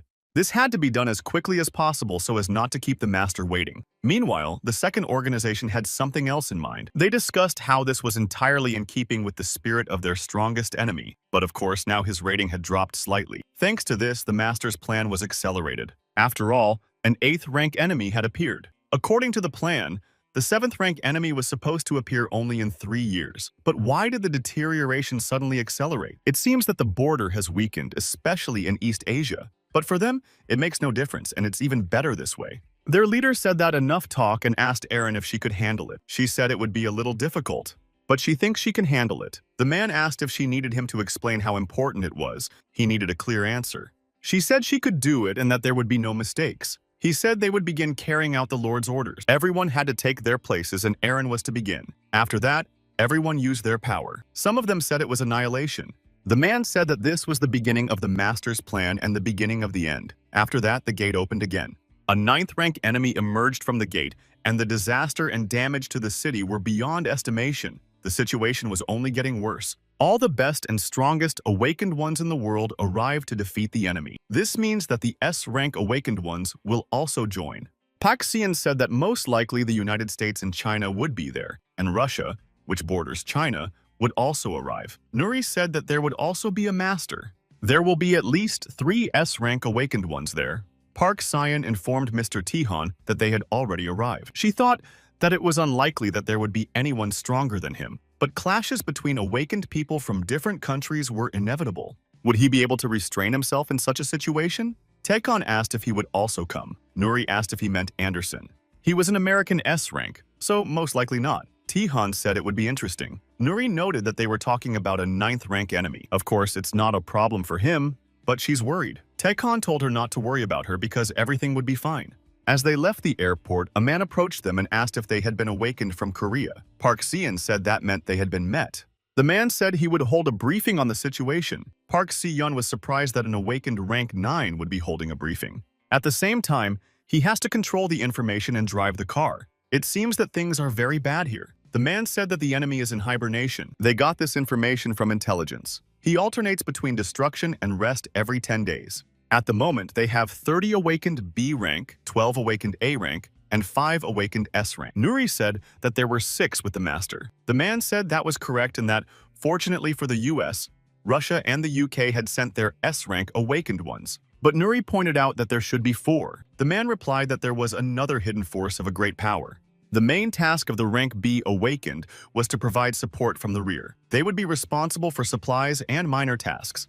Among the rank A awakened, they selected those who specialized in healing and strengthening, and finally the rank S awakened. It was clear that they would lead the attack. Meanwhile, a subordinate informed the chief that the awakened ones from Korea had arrived. The man asked if that included the new S rank. The subordinate replied that it did. That meant they had a total of 6 S ranks, 1 each from the US, Russia, the UK, and Korea, and 2 from them. The man wanted to keep this a secret until the last moment, but there was no choice. He would have to reveal their hidden Chinese S-rank awakened. The subordinate asked why they needed so many S-rank awakened. The man said that even that might not be enough, and the subordinate asked what he meant. The man decided to show him. The subordinate asked what it was, And he said that even this bracelet of Sekhmet, which is capable of restoring even parts of the body, would barely be able to stop the deterioration.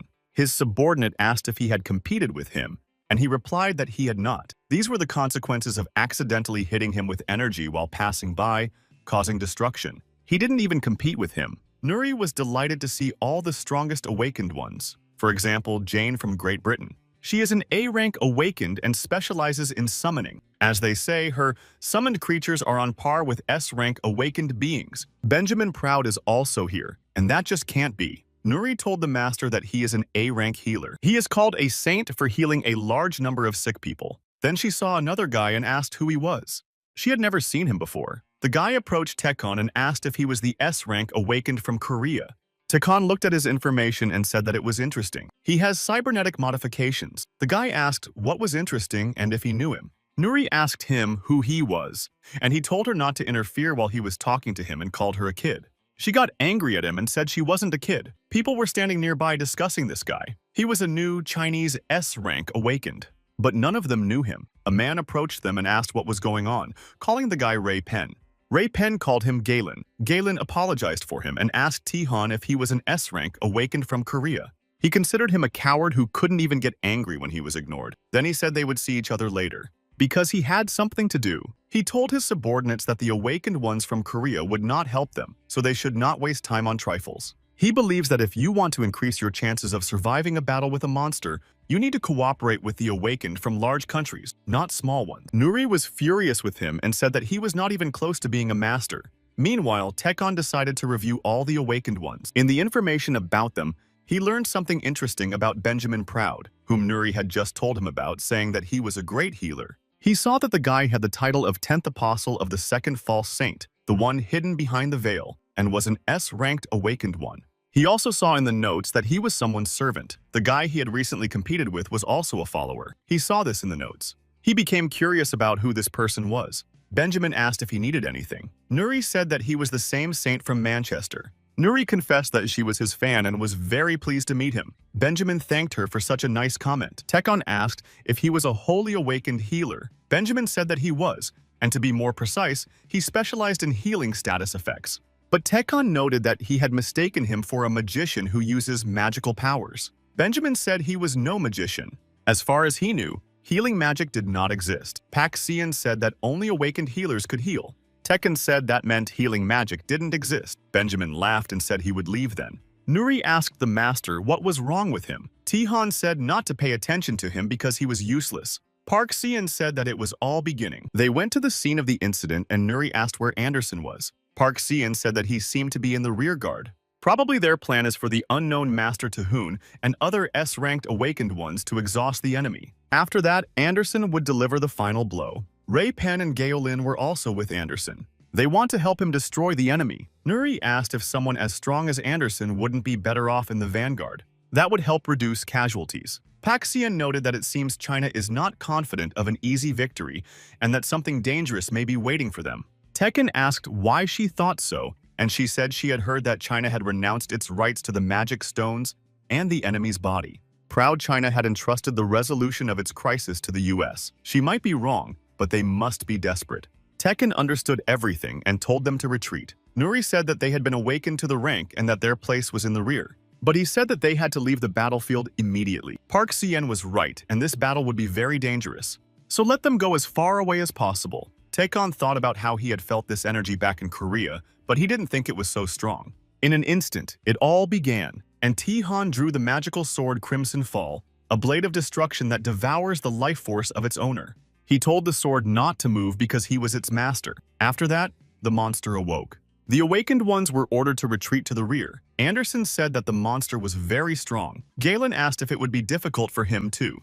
Anderson replied that he didn't know. If the enemies were divided by rank, it would be like commoners among enemies. But this monster was like a noble among them. It would be very difficult to defeat him. Gaolin asked what he was talking about. Anderson replied that he was just thinking that they could defeat him. Gaolin asked if he really thought he could defeat this monster and wondered if there was such a big difference between them. Anderson said that this was why they were here, but that he couldn't do it alone. Even with the other S-ranked awakened ones, It would be a difficult battle. Jolin asked how he planned to defeat it. Anderson said it was because he was there. Takon rushed into the attack. Everyone tried to stop him and asked him not to go alone. It was impossible to defeat the monster alone, but Anderson was confident that together they could do it, so he told everyone to attack. One of them shouted that the strongest in the world were fighting together. Anderson wondered what he would see, the true power of a man who had played with him like a child. Tekon reviewed the information about the monster and saw that it was stronger than him in strength and endurance. This was a true god. He had gained divinity and ascended to the throne. It was very dangerous to touch this divine power. The monster began to release dark drops that then turned into monsters. Takon said it was disgusting. Then he challenged the monster to a fight. Anderson realized that these flying pieces were turning into 4th-rank enemies. He asked all the S-rank awakened ones from different countries to come forward to stop these monsters. The awakened ones didn't understand what was going on, but they tried to hold them back. Ray Penn said that this awakened one was ruining everything and not following the plan. Why should they even bother with these small monsters? Anderson said that he was the strongest of them all. To be more precise, he is stronger than all of them put together. Who else among them is capable of competing with this monster like he is? Pak Sian and Nuri watched the battle from the sidelines, and Pak Sian said that there was nothing they could do. Nuri said that they should at least protect the awakened ones in the ranks, so she asked her to call for reinforcements. She herself decided to go on the offensive. Park Sian agreed with her and asked her to be careful. Galen thought that this awakened one was from a small country, but he was certainly impressive for calmly competing with this monster. But he told Anderson that this awakened one from Korea was too cocky and was ignoring teamwork and doing whatever he wanted. Anderson noticed that this strong man really seemed to be retreating. So what would happen if he lost? Tekon noticed that the monster's energy hitting his body was causing his giant skin and hippopotamus muscles to rot. Then he spread his wings. Anderson asked Galleon if he wanted him to go crazy. Tekon said he was already crazy. He continued his fierce battle with the enemy, and Ray Penn thought he was insane. Galen said that if the attacks were concentrated on his eye, the monsters would stop multiplying. The Awakened asked why they didn't intervene in the battle since they couldn't stand by forever and deal with these trifles. But if they attacked him, these small creatures would start multiplying again. Then it would be difficult for those who remained to deal with them. Anderson said that there was no need to waste time and that they should take action. He decided to join Tekon and lead the attack. The rest would act according to the situation. Tekon realized that if he didn't attack this monster, there would be no result. Anderson joined him and struck the monster, but his attack did not work. Tekon said it was a waste of energy. Ray Penn tried to attack the monster and wondered what the vanguard was doing. Then he saw one of the awakened ones get wounded. He approached him, cut off part of his damaged shoulder, and said that he shouldn't whine and that he was lucky it was his shoulder and not his neck. Then one of the awakened shouted that they needed to dodge. Ray Penn managed to duck, but the monster destroyed the guy. He only managed to shout his name. Ray Penn realized that they couldn't defeat this monster. Anderson asked Tekon if there was really no way. Tekon said that it would take about 100 years to destroy it. But by then, all of humanity would be dead. Anderson asked if he could stop it, and he said that he would be honest and said no. Anderson said that in that case, he would do everything in his power. Tekon said okay and left. In the demon world, this would have been business as usual for him. After that, reinforcements arrived. Then Tekon saw that Nuri was in danger. He shouted at her to get out of the way. She didn't have time to do anything and closed her eyes.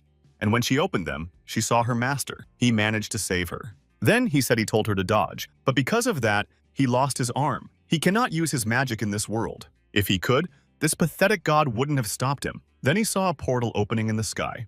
He said that the return journey had finally arrived. After that, he restored his arm. Nuri couldn't understand how this was possible. He said they would look into it later and used his teleportation magic. Then he said he was back. Using teleportation magic, he took all the awakened ones and transported them to a safe place. Then he told the monster that he was strong enough. Now his main goal was the enemy, and he decided to ignore the other goals. Tekon used his darkness magic to destroy all the small monsters, then said that wherever the boy was crying, that was where he would die. The awakened ones do not understand what is happening and how they ended up in a different place. Nuri saw Park Sian. She asked her what was going on and where they were. They are now 100 kilometers west of that place. Anderson asked where Mr. Tihan was.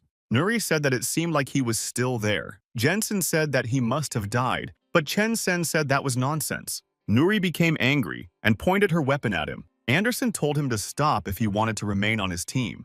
Then he apologized to Nuri and she told him to forget about it. Anderson asked if she said he was still there. he had also seen him last. It seemed that he had restored his body and sent them here. Nuri said that was right because the master had told her they would meet a little later. Anderson asked if he wasn't an amplifier. She said that the thing was that the master called himself a wizard. Anderson was surprised that he was a wizard. Paxian said that in any case they wanted to go back there and asked if there was any way. Gowland said that the helicopters were already on their way. They would go there on them. Nuri asked if they could go with them because they wanted to make sure the master was alive. Anderson asked Gaolin if he minded. Nuri began to beg him along with Paxian. Gaolin thought about the incredible power of this awakened one. Even though he was from a small country, perhaps it would be a good idea to establish relations with such an awakened one. So he agreed and told them to prepare for the move. Meanwhile, the second head of the organization was amazed by the incredible magical power. Aaron reported that Benjamin had called her and said that something had gone wrong in China. He said it didn't matter. In any case, the initial goal had been achieved, and now it was important to find out who had used this great magic. This someone was using magic that surpassed the scale of those whom the master had deliberately created. So let him contact Benjamin. We need to find out who this magician is and what his purpose is. This must be found out at any cost. Aaron asked about Gandharva. He asked if something had happened. She said that Gandharva was angry because the Korean S-ranked awakened had gone to China. This was the awakened one who had destroyed Dylan, so he had not gone there for nothing. The man told him to wait a little longer. Moreover, the Chinese crisis would end, so if he was alive, he would return home soon. In the meantime, he should act at his own discretion. They cannot disrupt the master's plans at this stage and need to act more actively. Tekken told the demonic creature to come out and greeted His Highness. Tekken told him to raise his head. Then he asked where everyone else was. He replied to His Highness that after using the great magic of spatial transfer, when he opened his eyes, there was no one else but him. The demon felt only a faint presence of His Majesty. Tekken understood him and told him to open the gate. After that, he passed through the gate and found himself in his castle and sat on his throne. Meanwhile, the other awakened ones arrived at the scene of the incident. Paxian asked what was going on and where Mr. Tekken had gone. Anderson said, "Did all those monsters turn to ash?" He had never heard of such details. Had he sacrificed his hand to hide his power? Nuri sensed the master's energy and said that he was alive. Anderson asked what had happened during that time. Golin said that the investigation team had already been called, so they needed to rest a little. He noticed that there were no traces of the magic stone either. Even Marigan, an awakened S-class, had died. The energy of the 9th rank enemy had disappeared. And how could this be explained? And who had turned those monsters into ashes? Tekken ordered his subordinate to read his memories. He began to look through them and said how the nobodies were laughing and being rude to the king. After that, Tekken told him to restrain himself and not touch those who were close to him and those he was interested in. He also told him not to touch the mass destruction. This is not the world of demons, but another world, and nothing else matters to him. The subordinate said that it would be as the Lord commanded and asked if they should not find out the identities of these creatures. He thought that after a long time, the king had finally found a worthy opponent. He wanted to find the identity of the unknown creature, and then destroy it. The king entrusted him with the beginning of this matter, and if the body is not in order, then the head will also suffer. It was difficult to figure out how to solve everything, so he entrusted the task to Catalan, who was in poor physical condition. He asked about the fortress they had placed in orbit around the planet. He said that they had taken precautions by making it invisible with the help of invisibility magic. Without abilities equal to the third eye, it was impossible to detect. Tekken said that was fine, and now they were going to the treasury. He said he hadn't been there in a long time and ordered the gates to open. They went inside, and Tekken pointed to items and ordered them to be taken. The demon Catalan thought that this was a real battle. As history shows, battle is merciless to those who are not prepared for it. Taehoon picked out several valuable items. Meanwhile, Nuri and Yu-Jin met with the chief. He asked where Taehoon had gone. Yu-Jin replied that she didn't know, and he asked if he was even alive. Nuri replied to the boss that of course he was alive and that he shouldn't worry so much. He would come when the time came. The boss asked when that would be. Nuri decided to ask if the monster was not a 9th level. He replied that it was. Despite the fact that they had deployed 6 awakened S-class warriors, they had not been able to destroy it. It was an enemy of a completely different level than those they had encountered before. That is why they called it a noble level. Yu-Jin asked if there was a possibility that such an enemy would reappear. He replied that they did not know. Considering that they never found out whether the noble level enemy had been destroyed or had disappeared, he could reappear at any time. All they could do was pray that it would not happen on their land. Then he told Nuri and Yu-Jin that they could go. He would go prepare an official statement about the birth of an awakened Class A in Korea, and that was Nuri. As she said, Taehoon would return. But they don't know when that will happen, so to calm the alarmed citizens, they need to announce Nuri's awakening to Class A. He also asked them to keep their lines of communication open. Right now, the two of them are the strongest forces in the country. Nuri told him not to worry so much. After all, the master could be standing behind that door. The chief said that if that were true, then there would be no need to worry. He opened the door and saw that Tekon was indeed standing there. Tekon told him to get out of the way. Nuri burst into tears, hugged him, and said she knew he was alive. Taehoon said he was back. He gave her the weapon, and she was very happy and said that it was so big and beautiful. The chief said that Nuri would become even stronger. Yoo-jin said she envied her nice weapon. Nuri replied that her previous weapon was also good, but this sword seemed incredible. Yoo-jin said that it really did look incredible. It was so big and powerful and probably even bigger than her. But it suits her. Nuri was offended but thanked her. Then she told the master that there was one problem. It was really too big to carry around. The destroyer had a storage function in the subspace. Tekon told him to put it there. Then he used the storage. Yoo-jin asked what he had done with Nuri's sword. At first, the sword disappeared, then reappeared in her hands. They were surprised that he was really a magician. They were surprised that he used magic when his body was capable of defeating an 8th rank enemy. It's like a power mage. Taehoon turned to Park Si-yeon and said that she seemed to have awakened the power of summoning weekly. So let her summon someone now. She agreed and tried. Summoners summon beasts from the world of illusions. This is due to limitations in spatial transfer. Would a higher phantom want to obey the orders of people from the lower world? It's just that the low-level phantoms who are constantly ignored and sent to the world of illusions want to be summoned somewhere, anywhere, and to be treated like summoned creatures. Tekon said that was weak. Nuri noted that it was an ice horse. Just from his call, the temperature around him drops 10 degrees. Tekon took out a bracelet and gave it to Park Si-yeon. It is a bracelet of harmony. It can slightly weaken some of the restrictions imposed on phantoms. Park Si-yeon thanked him. Yoo-jin asked if he would give her something, but he also had something for her that was suitable for awakened beings specializing in body transformation. He gave her a glowing shield and said that it might save her life one day. Yoo-jin thanked him. Everyone else's eyes lit up, and they also waited for some interesting gift from Taehoon. He also gave the members of the Ares Guild standard senior knight equipment and standard armor worn by knights from a distant world. Their special feature was that they provided reinforcement, and the more you had, the higher the reinforcement coefficient. The chief said that he was indeed a magician. Tekon replied that of course he was. Therefore, the chief decided that he needed to alter Mr. Tekon's documents at the National Security Agency. But Tekon said to leave everything as it was. The chief said that if it was corrected, it would be easier to interact with other awakened ones in the future. But he still said to leave everything as it was. The chief asked if Mr. Tekon's return could be reported. Tekon thought that all this was preparation for a battle with the second one, and those behind them with the question mark. To oppose them, he needed to make them stronger, at least so they wouldn't interfere. As long as he had such spies, there was no need to reveal his power to others. But no matter how strong the objects were, they were only aids. Skills and abilities must be developed independently. To become stronger, one must compete to the death. Even though an awakened A rank has appeared, their country still has its S rank defender. And will the people calm down? The chief asked everyone to be quiet and began a press conference announcing that Mr. Taehoon's safe return had just been confirmed. People asked what this meant, and then everyone rejoiced that this had happened and that Korea's defender had returned.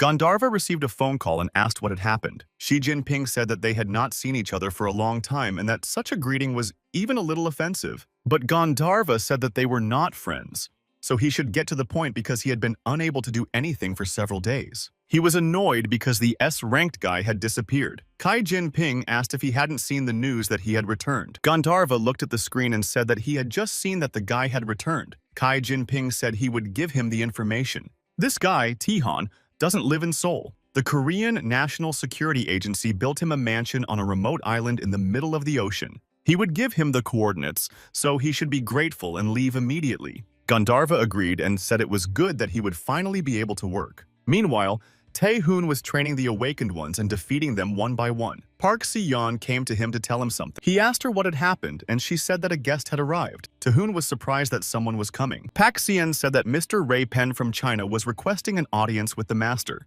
Taehoon wondered if it was the guy who had undergone the body modification procedure. He had been implanted with dragon organs, so he said he would receive him in the living room. Tekon met the guest and immediately looked up information about him. His unique body modification characteristics were a dragon's eye and heart. He asked if he was called the Black Dragon. Lei Feng asked what this was all about. He was surprised that he knew about one of China's greatest secrets. So he asked how he could know about it, and if he wanted to stay alive, he should answer. Tekon was amused by his words. He asked how he felt about it, since insulting the king meant he deserved to die. Then Tihan's assistant from the demon world joined them. Lei Feng asked who he was. Catalan said that his name was not so insignificant that he could entrust it to someone like him. Then he grabbed him, and Tekon said that was enough and that he didn't need to be destroyed. Catalan said that the king's order had been heard and accepted. Therefore, he let Ray Pen go. Tekon said he had a question and asked who the people were who modified his body. Meanwhile, Gandharva found the island and wondered if that was where it was. But there wasn't even a bridge to the island. To get there, you need to use a helicopter or a boat every time. He wanted to get there unnoticed, but it seemed there was no other choice. So he turned into a monster and wondered where to start. At this time, Tekon continued his conversation with Ray Pen. Ray Pen asked him where he got such top-secret information and who told him about it. Catalan pointed out that the king was the one asking the questions. But Ray Pen said he couldn't say anything. Tekon told Catalan to get the information himself. It seemed that another guest had arrived and he had probably awakened. Catalan asked permission to meet him.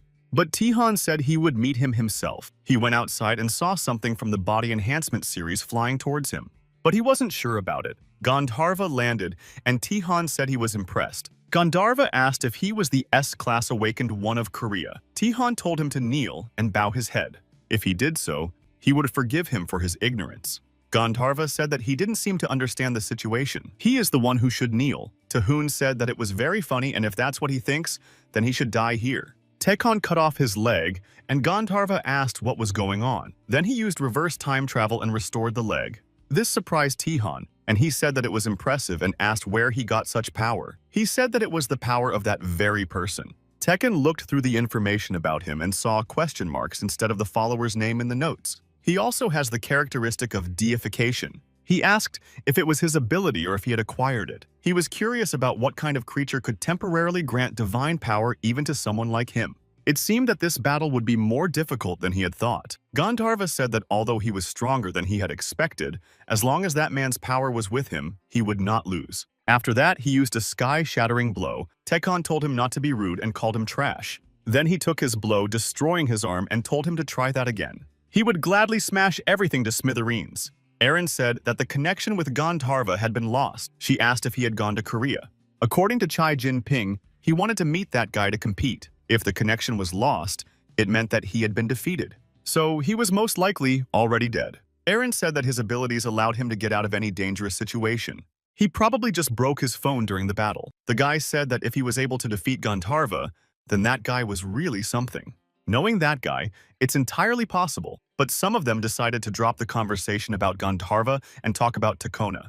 He is awakened from the body enhancement category and does not seem to use any special weapons. But his physical abilities have reached the extreme level of development. With one blow, he destroyed a mountain and even destroyed a 6th-level monster with one blow. Erin was asked if she was joking, and she said that they were forgetting something. This time, they opened the gate in China. What came out of the gate was created by a creature, or more precisely, by that man. As Benjamin said before his death, the creature was connected to the open gate. Among those who awoke, only Tekon was present. They asked if she meant that the creature created by that person had been destroyed by Tekon.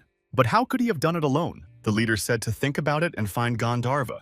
Before the next plan, they needed to find out everything about him. What powers he had, who his allies were, what items he used, everything, down to the smallest detail. Tekon continued his battle with Gandharva, and his opponent asked him to stop. Tekon asked what he was doing.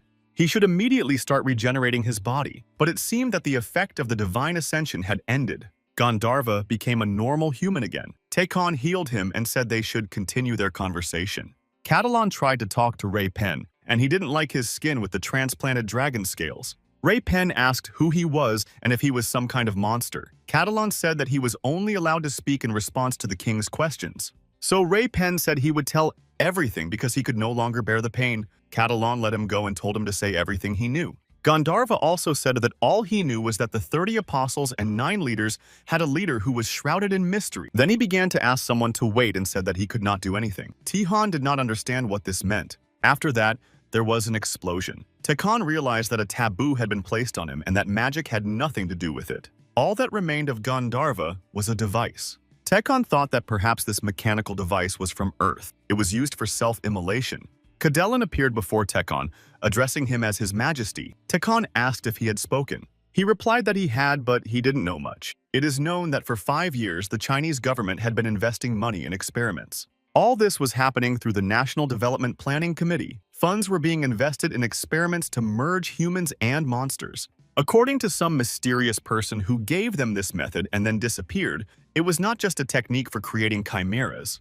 The same thing was done to his body, but in his case, it was a higher form of magic that only Gnostics could perform, even in the magical world. It was simply incomprehensible, and in this useless external world, there was still no one who had truly mastered the power of truth. Nevertheless, the influence extends to the heavenly world, the illusory world of the Asuras, as well as to the world of knowledge, the earthly boundaries, and even to his own magical world. Tekon turned to Cadelin and waited for his orders. He told him to investigate the person he had mentioned earlier, the one called Anna. Cadelin accepted the king's order. Tekon called the manager of the house, named Gu Chang-suk, and told him to prepare a plane. He asked where to book the flight, and Tekon said that it looked like they would have to visit China again.